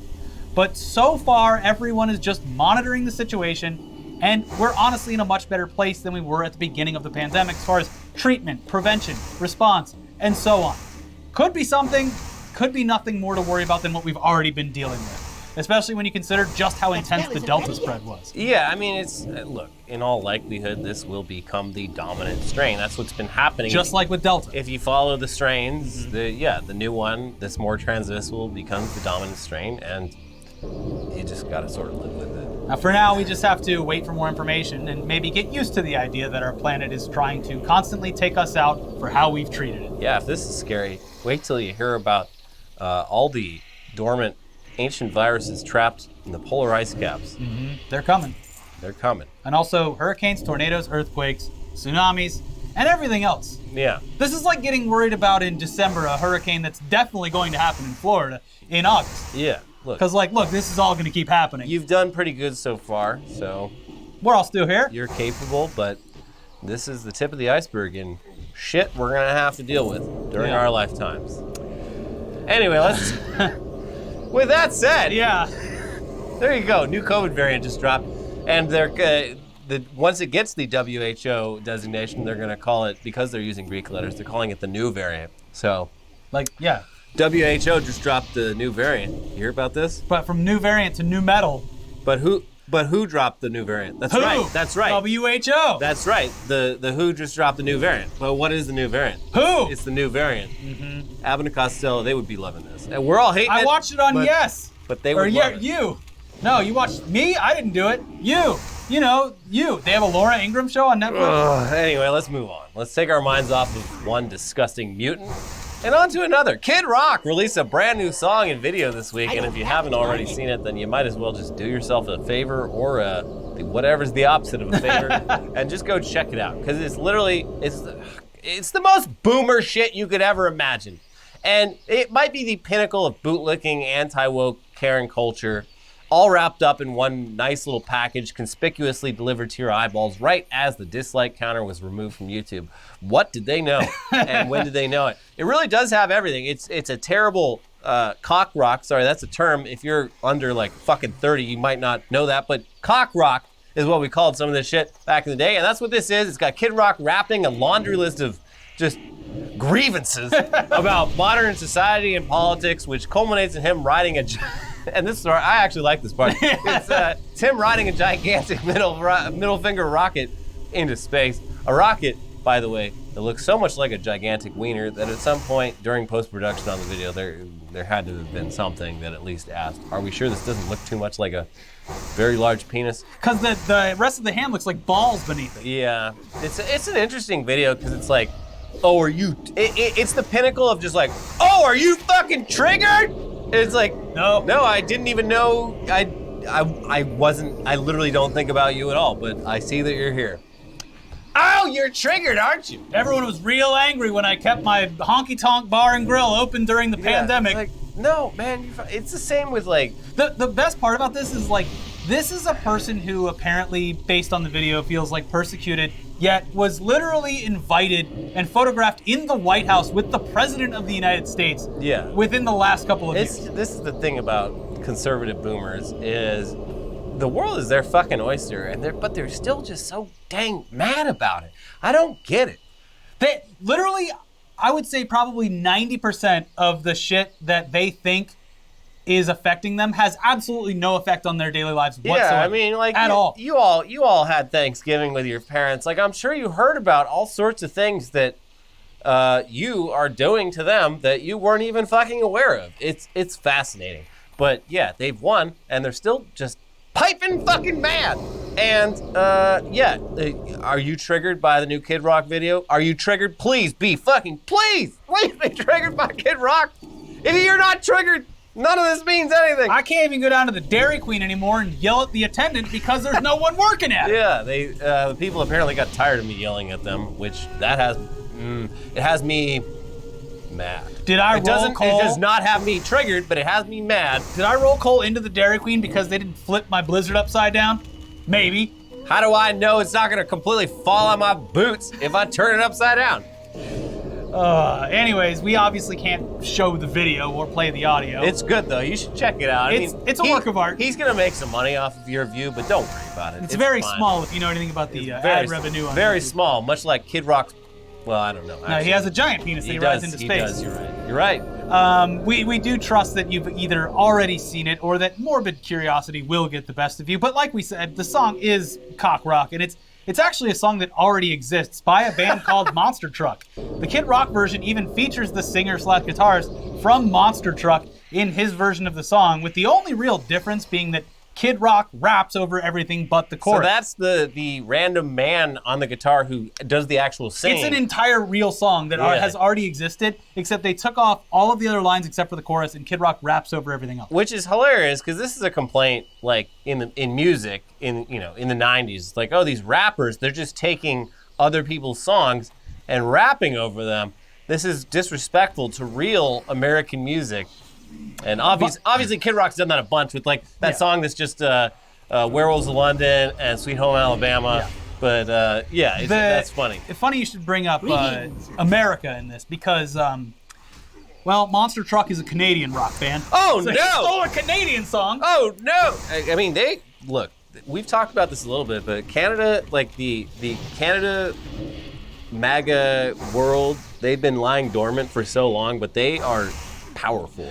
They've been living just under the surface. We've taken it for granted. Oh, that's Canada, but like they've got all the same fucking shit we have. Yeah. They have it up there, and they've been emboldened in the last few years to really show themselves. Yeah, I don't know if this. They're not that different from us. The lyrics do seem to point to the fact that this song was this kind of anthem, but I don't know how much it leaned into it until Kid Rock was like, hey, let's collab and I'll just take your song. I don't know. It's all just like, fuck your authority, don't tell me what to do. That's all it is. That's all it is. 10 times removed though, the Canadian government paid for the production of this song. So we have a lot of grievances with the Canadian government for allowing this to happen. Interesting. Yeah. Justin Trudeau? The chorus to the original song and the Kid Rock version, they fit in really well with the overall vibe of the Kid Rock version already, but it's basically, ain't nobody gonna tell me how to live. Okay, that's fine. I like that sentiment. That's no different than like, fuck you, I won't do what you told me by Rage Against the Machine. Mm-hmm. That's cool. That's perfect fodder for lyrics. Yes, but the way it sounds almost like a parody, and we'll get into that. But the song is literally an anthem for everyone from bikers to boomers, from Karens to cops, and anyone who was looking for something new to chant after Let's Go Brandon got too boring. And they're not triggered. What's happening? How do I trigger these people? Now they'd go by and they'd go, ain't nobody gonna tell me how to live. Black smoke. Oh, yeah. I hit a microphone. Don't worry about it. But here's some more select quotes from the lyrics that you are sure to enjoy. Elliot, I can't wait to hear your rendition of this. You don't even have to do it. I don't even know the cadence, but I'll try. It's a rapping version that Kid Rock does. Oh. Years ago, we all thought it was a joke. See, that every kid got a motherfucking trophy. But yo, homie, here's the situation. A nation of pussies is our next generation. And these minions and their agendas, every opinion has a millennial offended. But this amendment one, it rings true. And if you don't dissent, bitch, then see number 2. Oh, he's threatening to shoot me. Yeah, I think you did a great job, though, on that. Now, look, to be fair, later in the song, Mr. Rock does throw in a line about his cocaine use, where he says, I rip more lines than a 10-pound bass. This is pretty good. That's a good line. It's a good line. Yeah. You shouldn't do cocaine right now, though. We've said this a bunch, but it's all fentanyl right now. I do love the idea that, like, it's among the other things that are a rallying cry to a specific age group, probably doing cocaine at even Kid Rock's age, probably a bad idea.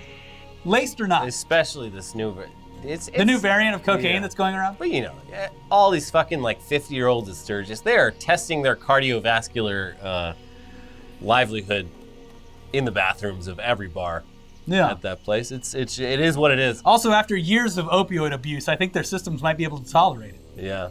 It is just so funny though. Like I mean, I was 6th grade when what was Kid Rock's big Ba With Da Ba? Well, the album that it was on, that Ba With Da Ba. It had Ba With Da Ba, had Cowboy. When that came out, like I was like, oh my God. Don't let our parents listen to this. Like, it was like the coolest fucking thing, and it's just so funny now. Was it the coolest thing? I don't remember being into Eminem. Yeah, it was around, I mean, like, listen, you're like a little older than me. I was. Oh, very small amount. But I mean, that means a lot in that age group. I guess it does, then. yeah. But yeah, it was. I think Eminem like maybe came a little later. It was around the same time. I remember at the time it was just like, oh man, this fucking Kid Rock. He doesn't give a shit. He doesn't give a shit.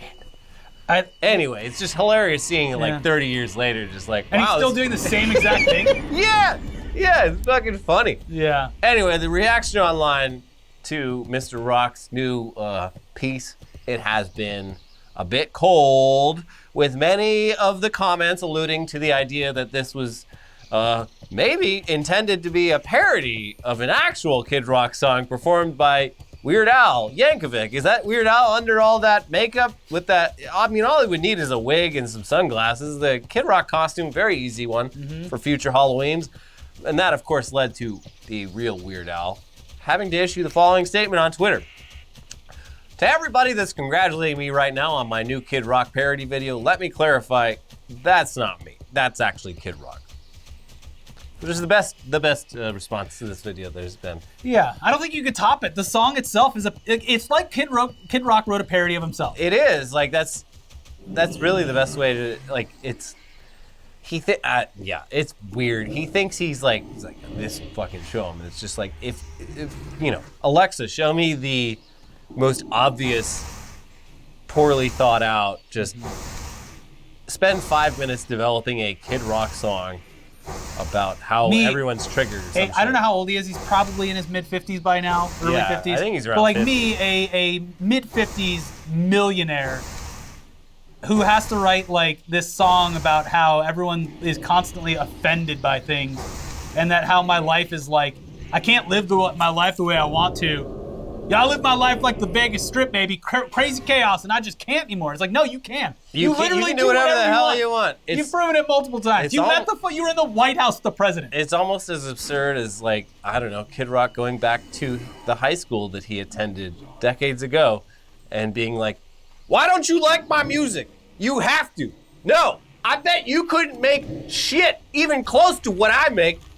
Are you referencing High school Dave children. Chappelle? Yeah, Dave Chappelle literally went, oh my God. Like, we haven't talked about the Dave Chappelle thing, but I will just say, once you've reached a stage where you are going back to your high school and getting in arguments with children, you've lost. You've lost the argument. Yeah. I'm sorry. That was kind of a tipping point for me too, where I was just like, this is so lame. Yeah, this is like, he in that moment embodied at least 3 Simpsons memes. The Principal Skinner, no, it's the children that are wrong.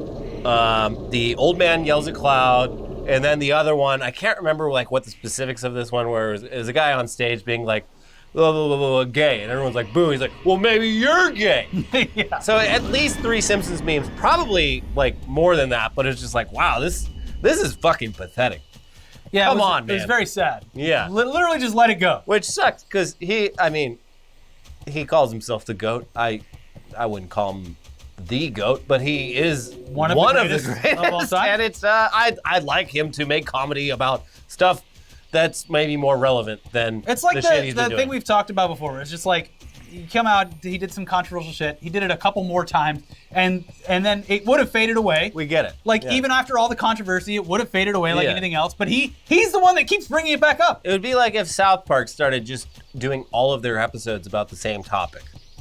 Yeah. Like, okay, this used to be funny. I didn't always like agree with their takes on it, but now it's just the same fucking topic every episode. Like, this is just not, it's objectively not as fun. Yeah. Anyway. But back to the Kid Rock video. Jesus Christ. All right. The Kid Rock video had some great comments below it. We picked some great comments to showcase here. So this is the general vibe that the online community is presenting to Mr. Rock through the comments section. Because they can't dislike anymore. Glowing, I'm sure. Yeah. Imagine sitting in a room before releasing this and going, oh yeah, this is it. I like how they spelled that. Yeah. Somebody finally wrote a song that captures all the passion and rage of every 12-year-old who was ever forced to stop playing Fortnite to do their homework. I ain't gonna do what you told me to do. I'm gonna keep on playing Fortnite. Yeah. #1 victory royale. Yeah, Yeah, Fortnite about to get down. Get down. It's like when Rage was writing songs, it's like, they're talking about pretty serious issues that have effects on society as a whole. And it's like, Kid Rock is mad that he can't call people gay slurs anymore. I mean, that's what it comes down to with a lot of these. It's like, I don't mean it. I love everyone. I just want to say it. And I don't like- want to wear a mask It to was like, Denny's. all right, well, if you don't mean it, then don't say it anymore. It was like, but I want to be. Yeah, that's it. That's all. It's like, well, if you don't hate these people, then you wouldn't. But what if I did? Yeah, the comments continue. I'm loving this new Storage Wars theme song.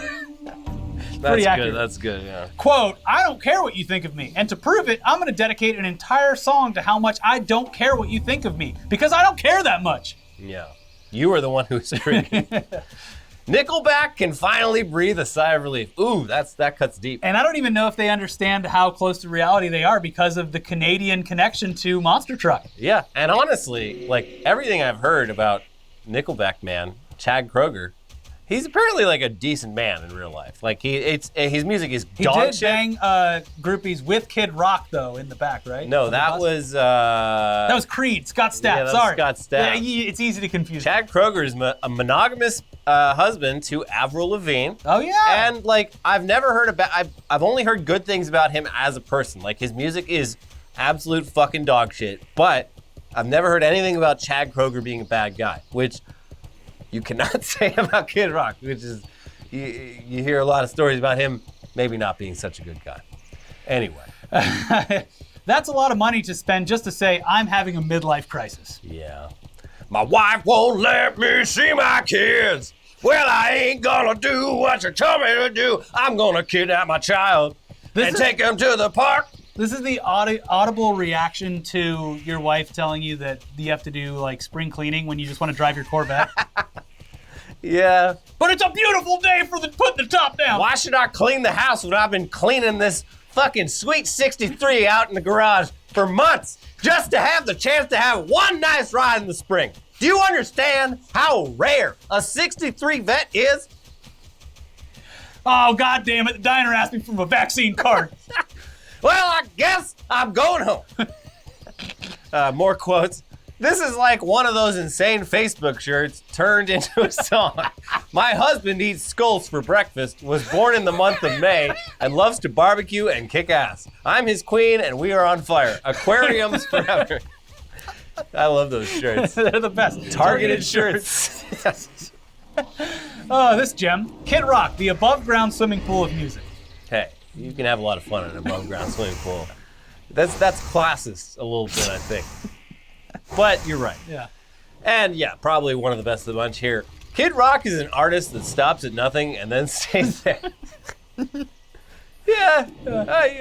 At this point, Sure. I'd say so. But while Kid Rock failed at triggering the left with his triumphant work of satirical art, a punk rock fan and graphic designer by the name of Rob Dobie, was able to successfully troll a conservative radio station recently by working in as many punk rock band names as possible into this rant before he was caught on by the hosts. But he got really, really far It's with easy to do, too. A lot of them are very conversational. Yeah, and they're like a lot of protesty type names in there that make could work in a conversation. Hey, that's a where great phrase. That should be a band. Yeah, like it works into a conversation where a person is acting like they're oppressed. Yeah. But he did a great job. It's really funny. It flows really smooth, and he didn't just go in there and like make it obvious. He worked it into a conversation pretty well. So yeah. Here's a short clip of the whole video. We'll leave a link down below, where we always leave our links in the description. If you want to watch the full thing, it's totally worth it. Go give him a like and a retweet. Here's just a clip from it, though. I'm just, I'm sick of it all. I'm sick of people thinking we're just a minor threat, Enough of that Fugazi. I mean, a lot of these people, they just got bad brains, and they're misfits who wave, a black flag. They're practically anti-flag. I think we need to converge and help the youth of today, because every time you blink, 182 kids, they go missing. Very well done. Very well done. Anyway, before we get into the rest of the news from this week, let's take a quick second to thank today's sponsors, starting with Upstart. When it comes to paying off debt, it can often feel like an uphill battle. High interest rates resulting in minimum monthly payments keeps you in an endless cycle of debt. Upstart can help you get ahead. Upstart is the fast and easy way to pay off your debt with a personal loan, all online. Whether it's paying off credit cards, consolidating high-interest debt, or funding personal expenses, over 500,000 people have used Upstart to get a simple, fixed monthly payment. Unlike other lenders, Upstart looks at more than just your credit score, like your income and employment history. This means they can offer smarter rates with trusted partners. With a 5-minute online rate check, you can see your rate up front for loans between $1,000 to $50,000. You can receive funds as fast as 1 business day after accepting your loan. Find out how Upstart can lower your monthly payments today when you go to upstart.com/newsdump. That is upstart.com/newsdump. Don't forget to use our URL to let them know that we sent you. Loan amounts will be determined based on your credit, income, and certain other information provided in your loan application. Go to upstart.com/newsdump. This episode is also sponsored by Football. DraftKings. Yeah. It's Thanksgiving week, and DraftKings, the official fantasy partner of the NFL. I can't do it. Don't do the song. They have your shot to gobble up some winnings. New customers can play free for millions with their first deposit. Nothing goes better with your turkey, stuffing, and pie than feasting on big cash prizes from DraftKings. So you don't want to sleep on this offer. Because of the tryptophan. Wake up your uncle who's passed out from eating too much food. Wake up! You don't want to sleep on this offer from DraftKings. We got daily fantasy sports. Playing daily fantasy football is simple. You just pick your lineup of NFL stars while staying under the salary cap and score enough points to bring home cash. And with a free shot at millions of dollars in total prizes, you'll have another reason to be thankful this year. Just do what I do. Draft Tom Brady and whoever he throws the ball to. Yeah, that's all it is. Or that Aaron Rodgers. He's got something to prove. He really does. Right now he does. Yes. He's got the COVID toe right now. Yeah.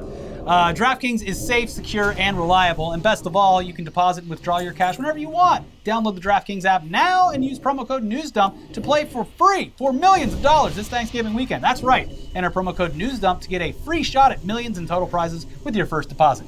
Only at DraftKings, the official daily fantasy partner of the NFL. Minimum $5 deposit required. Eligibility restrictions apply. See DraftKings.com for details. All right. Back into the news now with a hot new TikTok challenge that is allegedly taking the world by storm, resulting in obvious concern from parents and police. And yes, this one also involves destruction of property, which is bad, but it's at the very least funnier than a bunch of kids smashing up their school bathrooms. Yes. Which is a low bar, but still wrong. You should definitely not do it. And yeah, with that said, it's called the Kool-Aid Man.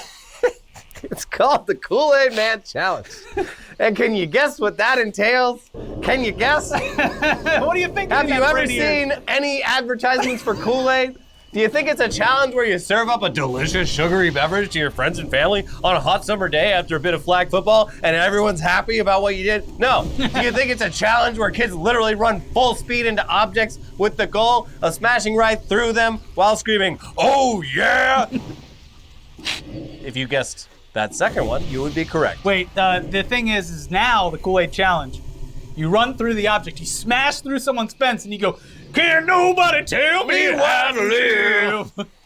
Yeah, that's the new one. Yes. But no, it's just people running through objects in the goal of destroying them, and hopefully doing some Looney Tunes-esque running through things. They leave an imprint that's just their outline. Yeah, they're destroying things. Sometimes not their own things to destroy, and they're shouting, "Oh yeah, like the Kool-Aid Man." Anyway, here's the Daily Dot. Police, parents, and media outlets are sounding the alarm over a TikTok challenge that is allegedly seeing children running through fences. Known as the TikTok Kool-Aid Man Challenge, the stunt reportedly involves participants bursting through an assortment of walls in the same fashion as the food mascot in the drink's iconic commercials. But is the TikTok Kool-Aid Man Challenge that widespread? The Massillon Police Department in Ohio warned this week that fences on multiple homes had been hit, with one resident even catching the act on surveillance video. Here's their surveillance camera.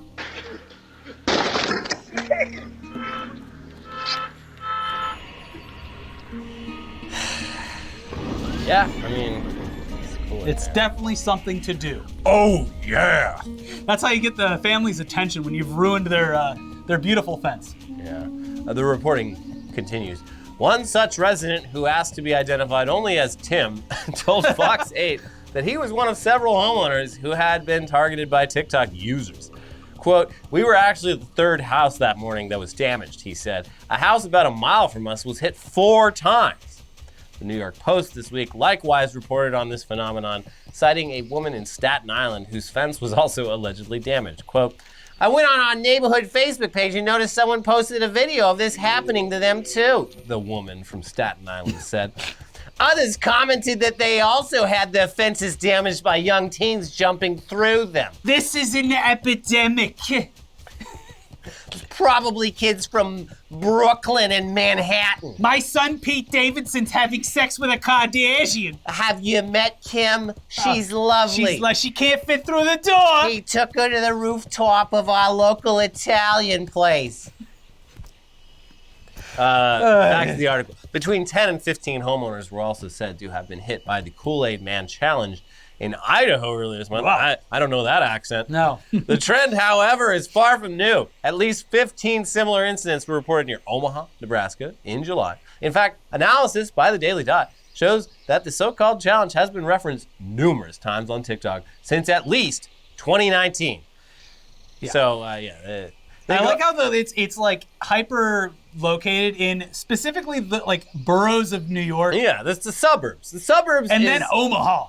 like, suburbanites love to act like the moral decay of this country is coming from the cities, but they're completely opposite in that. It's kids with too much fucking time on that. It's always been that. Like, if I lived in a city, me and my friends wouldn't have watched Jackass in 1999 and immediately gone and, like, given each other broken arms. Yes. You know how many bushes I ruined in high school? Yeah. So Just many. Jumped off fucking trees and shit. This is kids like, it sucks. Yeah, but this is teenagers just wrecking shit because teenagers wreck shit. Yeah, it's because you live in the suburbs. That's the common thread. Anyway, the article goes on to There's say- no fences. There's no fences in cities. It's like, Yeah. how are you gonna run through some? There's no well-defined property You're gonna lines run in through a cities. brick wall like Exactly. the real Kool-Aid Man? Yeah. Are you a tough enough kid? Yeah, that should be the real challenge. Anyway, they said there's been small pockets of vandalism that may be related to some TikTok challenge, but it's not an epidemic and is apparently not even that popular on the app. So, yeah, they're breaking shit for no reason, that's what teenagers do. It's not good. I wish they wouldn't, but they've been doing it for. I was a teenage boy. I understand this. I mean, I get it. Give them something to do. But yeah, filming these crimes was the best idea we all ever had. Like, that's the difference. And another thing, to be fair, like, I'm old, but I'm not that old. We definitely filmed ourselves destroying shit back then. Oh, but yeah. you couldn't just upload it onto the internet. Yeah, it was your one friend with a fucking mini DV recorder. Yeah. You would. It took me 2 VCRs to edit that skate video together with all that If anyone destruction. wanted to see it, you had to like, hey, everyone gather around and you just like hook up your fucking. Yeah, it was different. It wasn't. You couldn't send it to the internet immediately. I would like to think we wouldn't have done the things we did. We probably would have. I that's why I'm happy I didn't grow up right now, because I Yeah. definitely would have done this dumb shit. Yeah. So, yeah. But moving on to a far more serious story from the world of entertainment this week. We're all very aware of just how insane North Korea and its dictator Kim Jong-un are by now. But there are constantly news stories that remind us of just how terrible it is to live over there. And there's lots to joke about with this guy, but there's a lot of very serious shit that happens there. I think this news story is a lie. But go on. It could be. It could be a lie. I think it's a lie. So this news story is no. It lines up with everything else we hear, but we only hear about what's happening there from certain sources. And anyway, yeah. The recent success of the South Korean Netflix series Squid Game has apparently found its way supposedly across the DMZ and into the hands of some North Korean citizens. You're probably also aware that this kind of media is absolutely banned in North Korea. That's true. And it does have to be smuggled in or airdropped from above. That is something that has happened. But it makes its way, usually through China, not through the DMZ. Yeah. No, The border with China is a lot more porous than the border and these with the do rest not of South Korea. reportedly come from China as well. Yeah. But facilitating its arrival, regardless, is a risky endeavor with severe consequences. And apparently someone who was smuggling in Squid Game episodes was caught and has been sentenced to death by the North Korean government for his crimes, with apparently others who just watched the episodes getting harsh sentences as well. Here's Variety. Yeah, and so, look, prefacing this. This is the official line from the handful of sources we're getting out. And that's the thing too, is it's like this. Look, horrific if true. Yeah. But this could also be the North Korean government issuing a threat. Yeah. About it. I would like to point out that when Squid Game came out, the North Korean government was more than happy to release a press release being like, even your own media down there in South Korea are making media about how shitty it is to live there. I think they did that with There's a quote in here like that's basically too. like that too. Yeah. Yeah, so anyway, here's Variety. A man who smuggled copies of smash hit South Korean Netflix series Squid Game into North Korea has been sentenced to death after authorities caught high school students watching the show, according to Radio Free Asia. Side note, Radio Free Asia is literally a wing of the CIA. There you go. Indirectly, slightly, but it literally. Anyway. Like how Monster Truck is related to the Canadian government. Yes. Radio Free Asia is connected It literally to the CIA. is. It's a useful source for a lot of things, but you do have to keep in mind it was literally created by the United States government as a radio signal that could be heard over border lines into communist hostile countries. Anyway, U.S. headquartered independent news agency RFA reported, quoting sources, that the series was smuggled in from China on USB flash drives and that the smuggler faces death by firing squad. Quote, a student who brought a drive received a life sentence, while 6 others who watched the show have been sentenced to 5 years hard labor, and teachers and school administrators have been fired and face banishment to work in remote mines, RFA reported. Squid Game in particular has been a source of anger in the dictatorship. North Korean propaganda site Arirang Miari excoriated the high-concept survival drama as depicting the sad reality of a beastly South Korean society. The RFA report suggests that there is great public anxiety over the fate of the high school students and that more people could be implicated in the investigation. And it's entirely possible that someone got caught smuggling this shit in, but like, I don't know. I saw another one this week. It was like, because Kim Jong-un, he's been rocking the leather lately. Yeah. And he looks great in it. But He's setting a real fashion but statement. I saw another one from like similar sources. It's like, oh, Kim Jong-un has banned leather jackets in North Korea. I'm like, he doesn't want everyone looking as good as he does. I mean, it's like, we went to fucking Cuba, and it's like, oh, technically, like, you know, media outside of Cuba is like, not necessarily banned or whatever, but they're just like, yeah, we get it on USB drives and we watch it. It's inconvenient, but we do. Yeah. But, anyway. Also, apparently, Kim Jong-un apparently banned leather jackets. Sorry. Everyone kept trying to steal his look. He's looking good. He lost a lot of weight. Remember when we thought he was going to die? Yeah. Everyone thought he was dead for like a Because he week. looked like shit. He had, like, gout in all of his limbs. Like, he was a fat He got that fuck. Regeneron. He did. Yeah, we thought he disappeared. His hot sister, like, she was about to take over, and he was like, what? The Undertaker meme came back. Yeah. And, somehow he's lost a lot of weight. He's looking svelte. And apparently killing people for watching. Yeah, and everyone's I like, shouldn't laugh because it could be true. I just don't think it is. Yeah. But, apparently very... But they'll like, make it true. Yeah. They'll plant a thumb drive and be like, yeah, this is the guy. We're going to kill him now. Yeah, But only if he fails red light, green light. The reason I don't believe this is because it lines up so much with, like, all the right-wingers who watched Squid Game and, like, didn't get it. They're like, this is a show about how bad it is to live in communism. It's like, no, it's a show about how bad it is to live in South Korea, which is not communist. Mm-hmm. Anyway. But speaking of political power, hopefully on the complete opposite end of the spectrum, it looks like Texas might get a chance to elect Matthew McConaughey in their next gubernatorial. All right. I'm not going to hit my chest because I have a microphone there, but... next gubernatorial election might have Matthew McConaughey You know on what? the ticket. It might be good for them.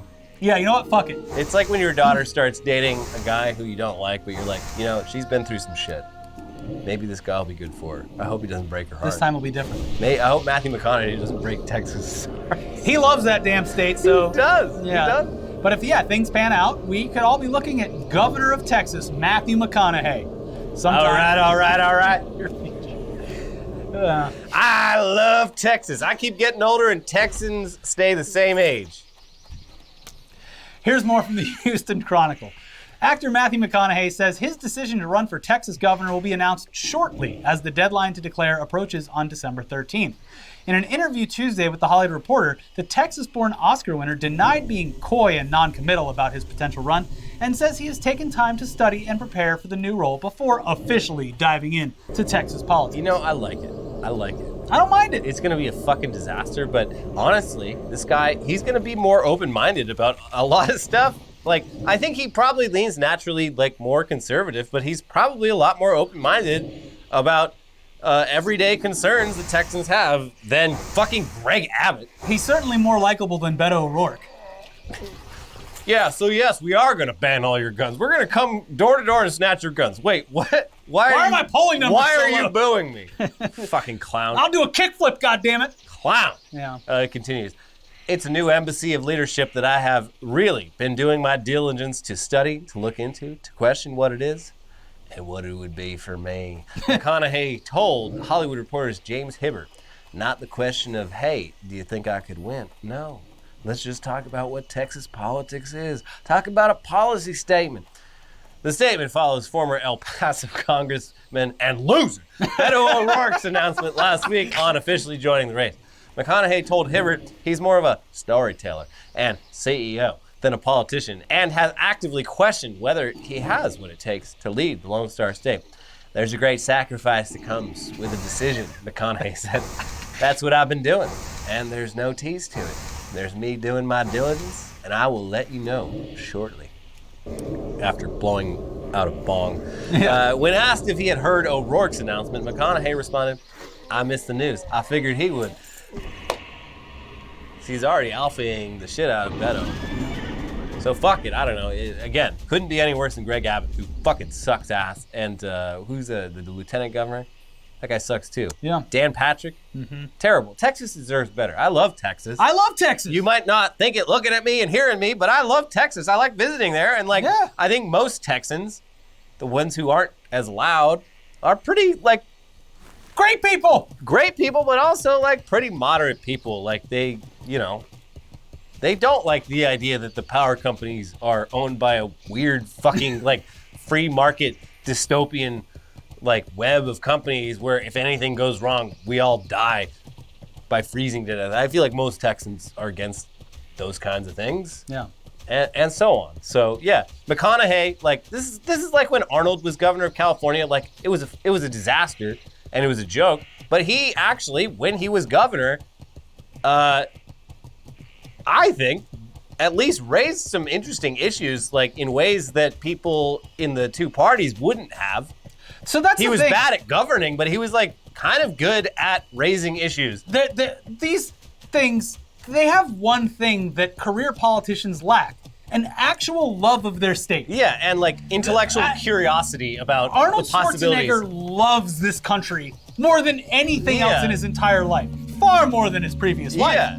But He's not motivated by political greed. He's motivated by He was already on top of the an world. actual desire to fix things, yes. regardless of your opinion on where he comes from with that. But it was a genuine sort of altruistic. There's so many, stance. so many politicians, and on both sides of our political spectrum, that are in politics because they've been in politics since they were 16 years old. Matt Gaetz. And are stepping through and either working their way up or getting it given to them. Matt Gaetz. And it is, sometimes you need a little refresher to be look, there's a guy who actually just fucking loves this city Yeah. or loves this state. And that could come not necessarily from actors, Yeah. but, He's regular people. Matthew McConaughey is absolutely not the voice of the people. He's No. a very, very, very rich man who is completely out of touch. But Yeah. even still, probably more of an ear to the ground than anyone else doing that job right now. So I'm curious. I just love the idea that interested. the very few, but still people that moved to Austin, Texas from LA to escape the tyranny. Hollywood. Yeah. Liberal Hollywood. And now this is gonna happen, and it's just Yeah. so perfect. Yeah, it's And that's also the thing too, is everyone that moves from California moves to Austin, the most California fucking city in Texas. Or Nashville, the most California city in Yeah. Tennessee. Yeah. Come on. To go there, and they're gonna complain about it there too. Be more original with And there's your a shit. reason that those cities are so desirable. Yeah. They're great. They're first of all, they're cities. And Yeah. cities are naturally a great place to live. Yes. But aside from that, the two things to recommend for you this week. The first South Park movie is out. I caught me surprise. by surprise. I knew it was coming out soon, but it's already out. It's extremely good. It really does just feel like a long South Park episode. They even make fun of the press of them doing movies. They make fun of that right off the gate. Like, Meta. This is not a movie. It's a made-for-TV movie. I don't want to give anything else away because the first 10 minutes is sets the pace for everything, and if you spoil that, you spoil the whole thing. I did see but it is very funny. All I saw was a still of extremely old Stan, or extremely old Stan's dad, and then old Stan. Okay. So that's all I saw. They posted that to the internet. I was like, well, okay, what that's the out fuck? there. Just watch it. There's a lot more surprises in it that are and a lot of commentary that with the news that led this episode seems very prophetic. Yeah. Well, there's a lot of news to make fun of. Yes. You shouldn't just stick to one. They do a great one job thing. of skewering, the woke culture stuff, but also Sure. anti-vaxxers and Sure, stuff but like at that. least they're like interesting about it. Yeah, there's parts of this that it's Jimmy that does the bits on this, and it's executed perfectly, I think. Good. Anyways, aside from that, one of our favorite channels on YouTube, Defunctland, which does incredible micro documentaries. This man is obsessed with theme parks. Yes, and He's sick. all of his documentaries about theme parks are incredible. Theme parks, rides, everything. This man has released his opus.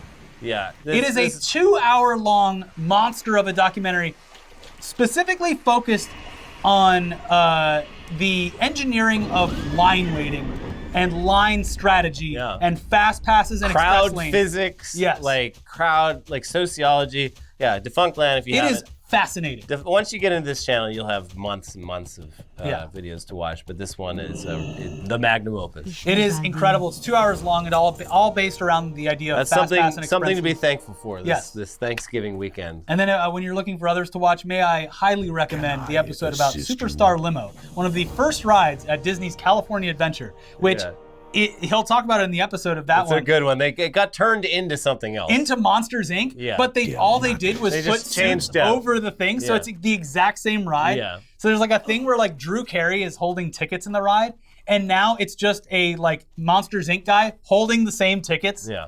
It's insane. It's a great channel. You should check it out. But yeah, check both of those out. Obviously, South Park, you can get the free trial. I think it's worth the $5. Is it on Hulu or? No, it's Paramount Plus. Oh, well, I guess I'm not going to watch it. Free trial or $5 and just cancel till the next one. But they're Yeah. releasing another one in like a month or two. So All right. it's a good carrot on a stick for that streaming network. Yeah. I it did is. look around for some stuff afterwards to watch, and I was like, not for me. Yeah.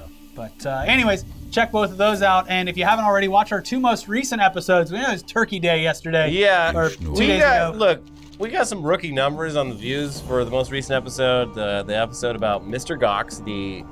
First of all, this is very disrespectful to the dead. Mr. Gox, the crypto trading hamster, is dead.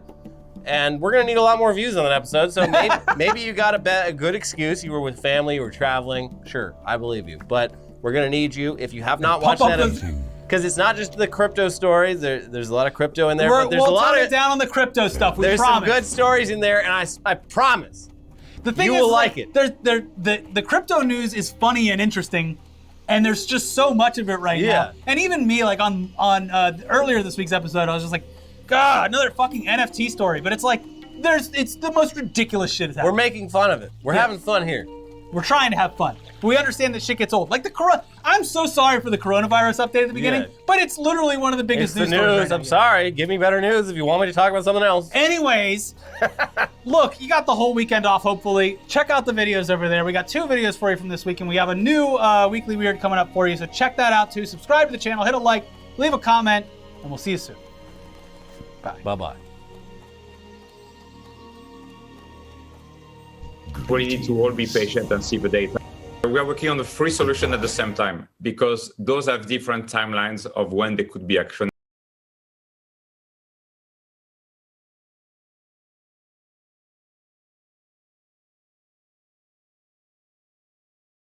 Need to go get, actually I want to open like a little bit more bank slot for my bank, because like I'm a little bit behind on bank slots and stuff like that. We're level 41, almost level 42. I feel like since I have a little bit gold, I'm gonna put like, I'm gonna buy like 2 of these back slots and then put them into my bank so I have some extra space in there so I can keep having stuff as well, right? So that could be really good. We need to go here and then do this in here and then bing bong bang in the chat. Yeah, because I want to have some more bank slots and I can have it this way, right? I can put everything that I don't really need inside the bank so I can open up a lot more slots in my actual inventory, right? I'm falling a little bit behind on gold, and if I do this small little investment, we can get a lot more gold that way, right? So that's good. Yeah, we got a hat as well. Look at that. Actually got a little hat as well, dude. Okay, so we'll do the Snuff quest, the Bloodset Buccaneers, the Achilles quest, and then we need to get the... Let's turn in the Dalaran quest, and then we can get the up to keep an eye out as well. Oh, yeah, this is where we gotta kill Pretty Boy. Okay, so we can actually do all 3 of these quests together. My leveling is very, very up to par. We're just like, you know, taking our time, basically. You know what I mean? Like, not worrying too much, like just bing bong banging around and stuff like that. Yeah, so let's get the Swashbucklers. Wait, what is the quest to get the... Did I forget a quest? Oh, no, I didn't. Okay, I thought this was a different quest with the chest and the... Okay, we're good. You're gonna do the boats again. I'm not gonna do the boats now, because the boats are a little bit higher level than I am. Like, they're level 46 and stuff like that. But I'll do them eventually, yeah, I'll do them eventually. Like, once I get a little bit higher level. Probably after we've done, like, Sulfurak and Ulda, we'll go back here and get the remaining stuff of FCV done, right? Okay, let's just bing-bong these guys real fast. Pop all cooldowns and just blast them here. Oh my god, these mobs... I'm gonna heal pod, just in case. Dude, who made these mobs? Who designed these mobs? We literally got the most unlucky spawns in the world here. I'm gonna blind. Just, dude, I don't know, man. I don't know if she has like a whip or something. She's gonna like super whip me. Do like a super whip, man. Okay, we're good. God, these mobs, man. They're so hard. Yeah, just pot in case, man. Because like, Jesus Christ. That's not good. We got the charge. And then we just need the poo-poo. What is it called? The orders. I'm just gonna vanish this. Yep, vanishing. Yeah, we kill the mage first, because he's like the most dangerous. We pop evasion and we blast. Okay, pop this here, pop that there. You know what? I want to get all 4. I want to get all 4 guys. It's more fun that way. You know? Yeah. Just make sure we cleave the mage with a blade flurry and we just pump the rest like this. Dude. How unethical is blade flurry with like adrenaline rush and everything? You just do too much damage, man. I like rogues, dude. It's good, man. Blade, get the snuff. Okay, so what are we gonna do now? Now we need to get the reed from the sea serpents and then the rest of the swashbucklers, which we can just do up here. They're always so tanky, man, and they do so much damage. Yeah, I think this quest and the quest over like here with the crystals, the blue crystals, those 2 quests are probably the worst ones in STV, I think. Because, like, they're hard to kill, they're really tanky, and they never drop the items that you need. I see all these other people doing, like, little green quests, like, in hardcore, and I'm sitting here killing, like, you know, basically, like, I'm killing Illidan right now. I'm killing, like, Illidan level mobs, you know? Ooh, a chest! Ooh, give me that chest. Oh, dude, I want that chest, though. I don't know why I'm still excited about chests. Like, I really don't, because, like... I haven't found a single like good one so far, but I still get excited about it. It's literally like loot boxes, man. Like it's like I'm playing CS:GO with like those like knife opening boxes, but you know you never get a knife, but like you kind of want it, right? No. Wait. Hey, sir.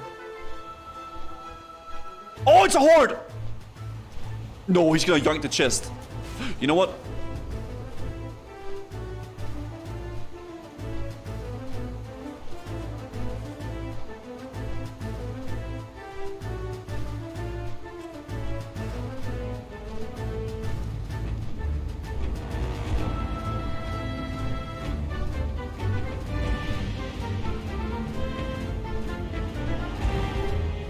Okay, if I do it fast, then I can get the chest. I wanted him to start looting the, like, bro, if you do it, I will... Okay. You see how I positioned myself, like, close to the chest to assert dominance? Yeah, I was asserting dominance over the chest, so he wouldn't take it. If he would have came close and tried to take the chest, by the way, I would have just vanished, let him get the aggro on the, on the mob, and then stole the chest. Dude, this is gonna be so worth when we pick this chest. That's gonna be like an insanely good item. God Ripper. Actually, not bad. 4 healing potions. That is actually pretty good. No, that's good. 4 healing potions is actually nice. All these are level 44 now. I've killed all the level 43 ones, and then they're all 44 now. Dude, by the time I leave this place, there's gonna be like no level 43 mobs left. They're all gonna be 44.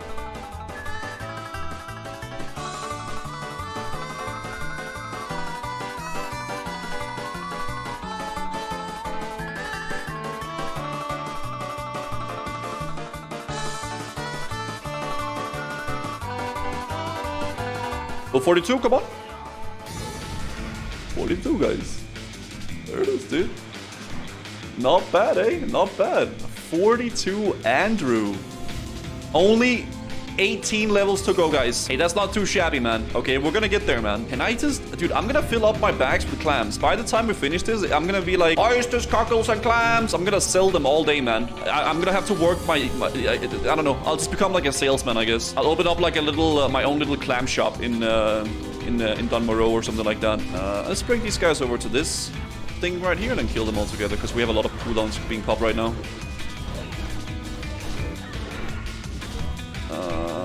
Okay. Ay, ay, ay. Oh my god. Are you serious? These goddamn... Gonna potion this. Dude, why do they net me like that, dude? Like, what have I done?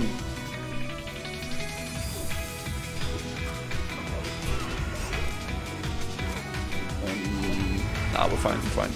Stun this guy, so when he runs away, he can't run away. Ooh, there's a chest as well. Ooh. Oh, no, that's two-handed. Yo, what is that loot, though? Oh my god. This is like the chests of all chests, man. We got a Witch Fury and 3 healing potions, superior. That's a really good chest. And truffles, too. These are really rare, guys. You know how expensive it is? To put truffles over, like, you know, a risotto or something like that. Like, that's the most important, that's the most expensive part about a risotto, dude. Getting the truffles, like, on top. I actually really wish I could trade this to someone, man. Snuff? Thank you. Okay, let's turn all the quests in, guys. Ooh, 1, 2, 3, 4, 5. That's 5 quests, guys. Whew. God damn. Easy clap. Yo, Dizzy One Eye. Let me get that thing here. Ooh, little. Ooh, finally replacing the Cape of the Brotherhood. Long capes, they never look good when you run. They look good when you stand still like this, but I don't know. I'm not a big fan of long capes, man. Yo, Caitlin. The Curse of the Tides. Oh, this is the quest up here. Yeah, this is the quest up at the Murlocs. This is like an easy, super easy quest. You need something? Can I train something here? Slice and dice. New Vanish, which is good too. And that's probably it for now. Get this too. Talk to this guy. Turn this in. We're not gonna do the Bloodsail Buccaneers quest. Not that one, at least. That one is like way too high level for us. At least right now. Okay, we're gonna bring that to Theramore. We'll do that later. Let's actually bring all the pages we got and then turn in all the pages we have up here. Like, we're gonna go up here and do the Stone of the Tides and then see if we can just turn in all the pages we got and then at least finish 2 quests up there with that, right? Okay, so which ones can I do? We got number 2 and then number 3. That's not bad. They don't give that much XP, but it's a little bit, right? Okay, this was literally not worth it. Yeah, okay, that was 2k XP. That's like 6 mobs. Ay. Okay, well, I guess this quest is only really worth it if you can do all of them, right? Yeah, I need 6, 8, 26, and 4 and 1. There's no way I'm gonna get all of those.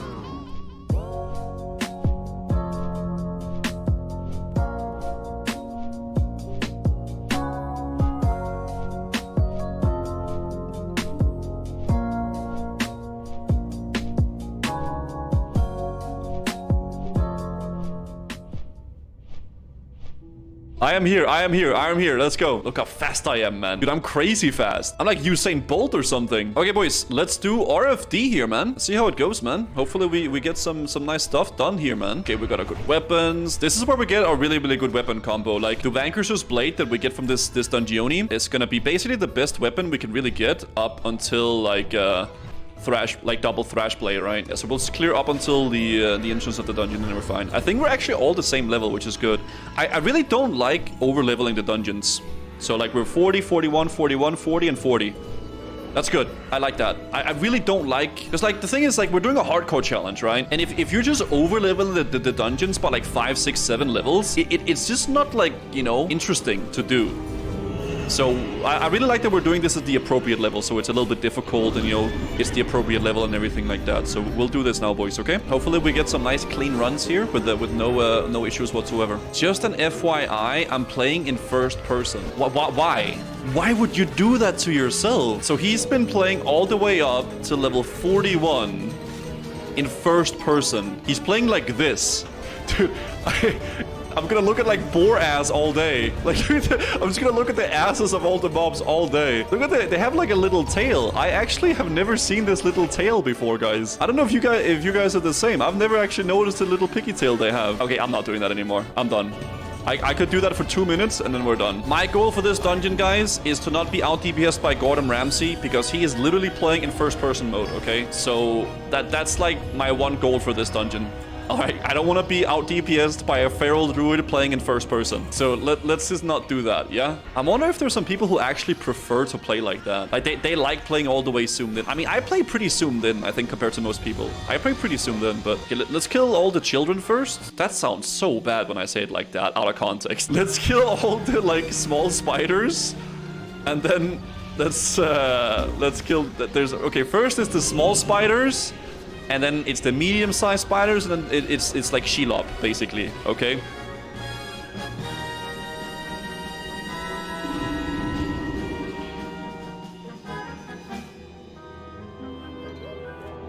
Easy top DPS here, guys. Easy top DPS. Let's bleed this bad boy up as well. A little rupture for the boys. Okay, easy, easy. Okay, drop the good gloves. Gloves with stamina and agi. Go on.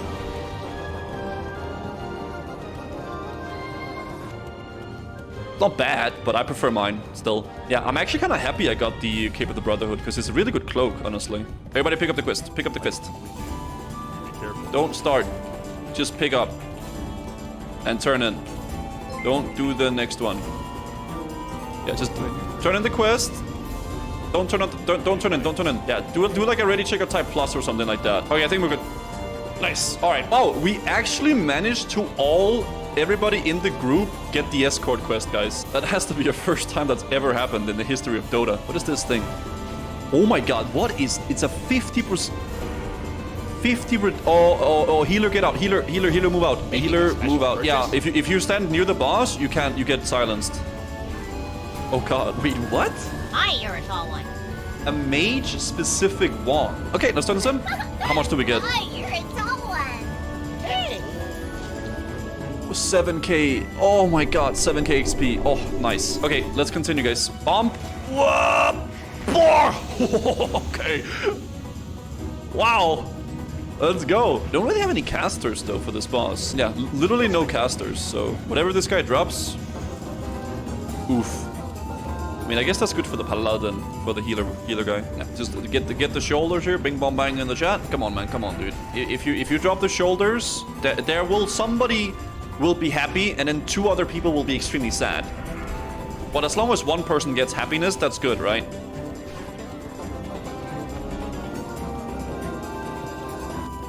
They actually dropped. They actually goddamn dropped, dude. Will I finally get some leather shoulders, guys? These are so good, man. Come on. Give me the shoulders. Come on. No! I'm a cloth Andy still, dude. No. Oh, man. I have no helmet and I have cloth shoulders, level 40, man. This is actually a disgrace. Oh, grats to the druid though. Grats to him, man. We don't need leather shoulders, guys, okay? We don't need a helmet, alright? We're like, you know, a protagonist in a movie or something. We don't need a helmet because we're like a badass, right? We're badass as hell. It's actually gonna make me more weak if I have a helmet than if I don't. You know what I mean? So I actually prefer it like this, unironically. And the thing is, regardless of what happens in this dungeon, we'll still get the weapon from the quest and the necklace, right? From doing this quest here, so that's gonna give us like an amazing upgrade regardless. I have a really bad thing where I always kind of forget to attack the skull. It's like a rogue habit, man. I always just attack the things that aren't the skull so I can have my combo points for as long as possible. But all our DPS are combo point Andes, so everybody, like nobody's gonna attack the skull. So maybe if I actually attack the skull, then I will have my combo points. We're playing like some mind games with the other combo point generators here. That's a little bit of a thing. It is a very bad rogue syndrome though, not attacking skull ever. Okay, let's pump the bus and get our sword, guys. I think there's a bunch of ads that spawn, but if we just focus on the boss, then it shouldn't be an issue. Yeah, just kind of like ignore the ads and then kill the boss. Oh god. Do not die, Yam. Oh my god. Another helmet, but it's plate. That's poggers, dude. One more helmet, guys, but it's a plate one. You know, that's pretty good, dude. Yay, congrats to all the plate wearers. Awesome, guys. Good job. Easy clap, man. We lived. We did live, though, so that's nice. Hey, look at the poor little warrior with no mount, man. Oh, no, dude. Sag. Okay, let's turn this in. Okay. Nice. GG's, guys.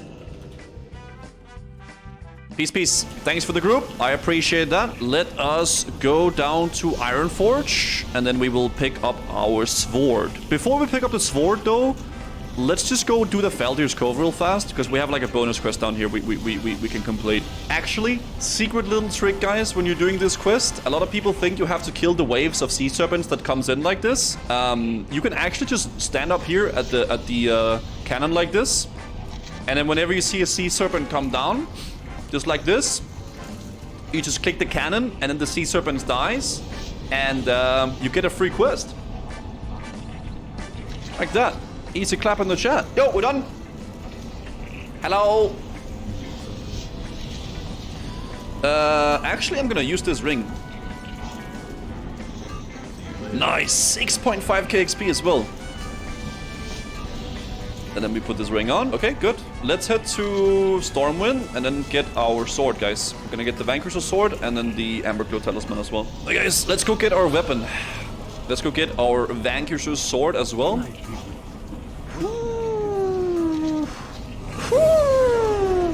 7.8k XP, and we get Vanquisher's sword for the offhand, and we get the Amberglow Talisman. Ooh, my man, that's good. Dude, we got the Sword of Serenity and the Vanquisher's sword combo now. God, we're farming. Dude, we are straight up farming. Oh, let's go. Still don't have a helmet though, but you know, that's just how it is sometimes. That's just how it goes, man.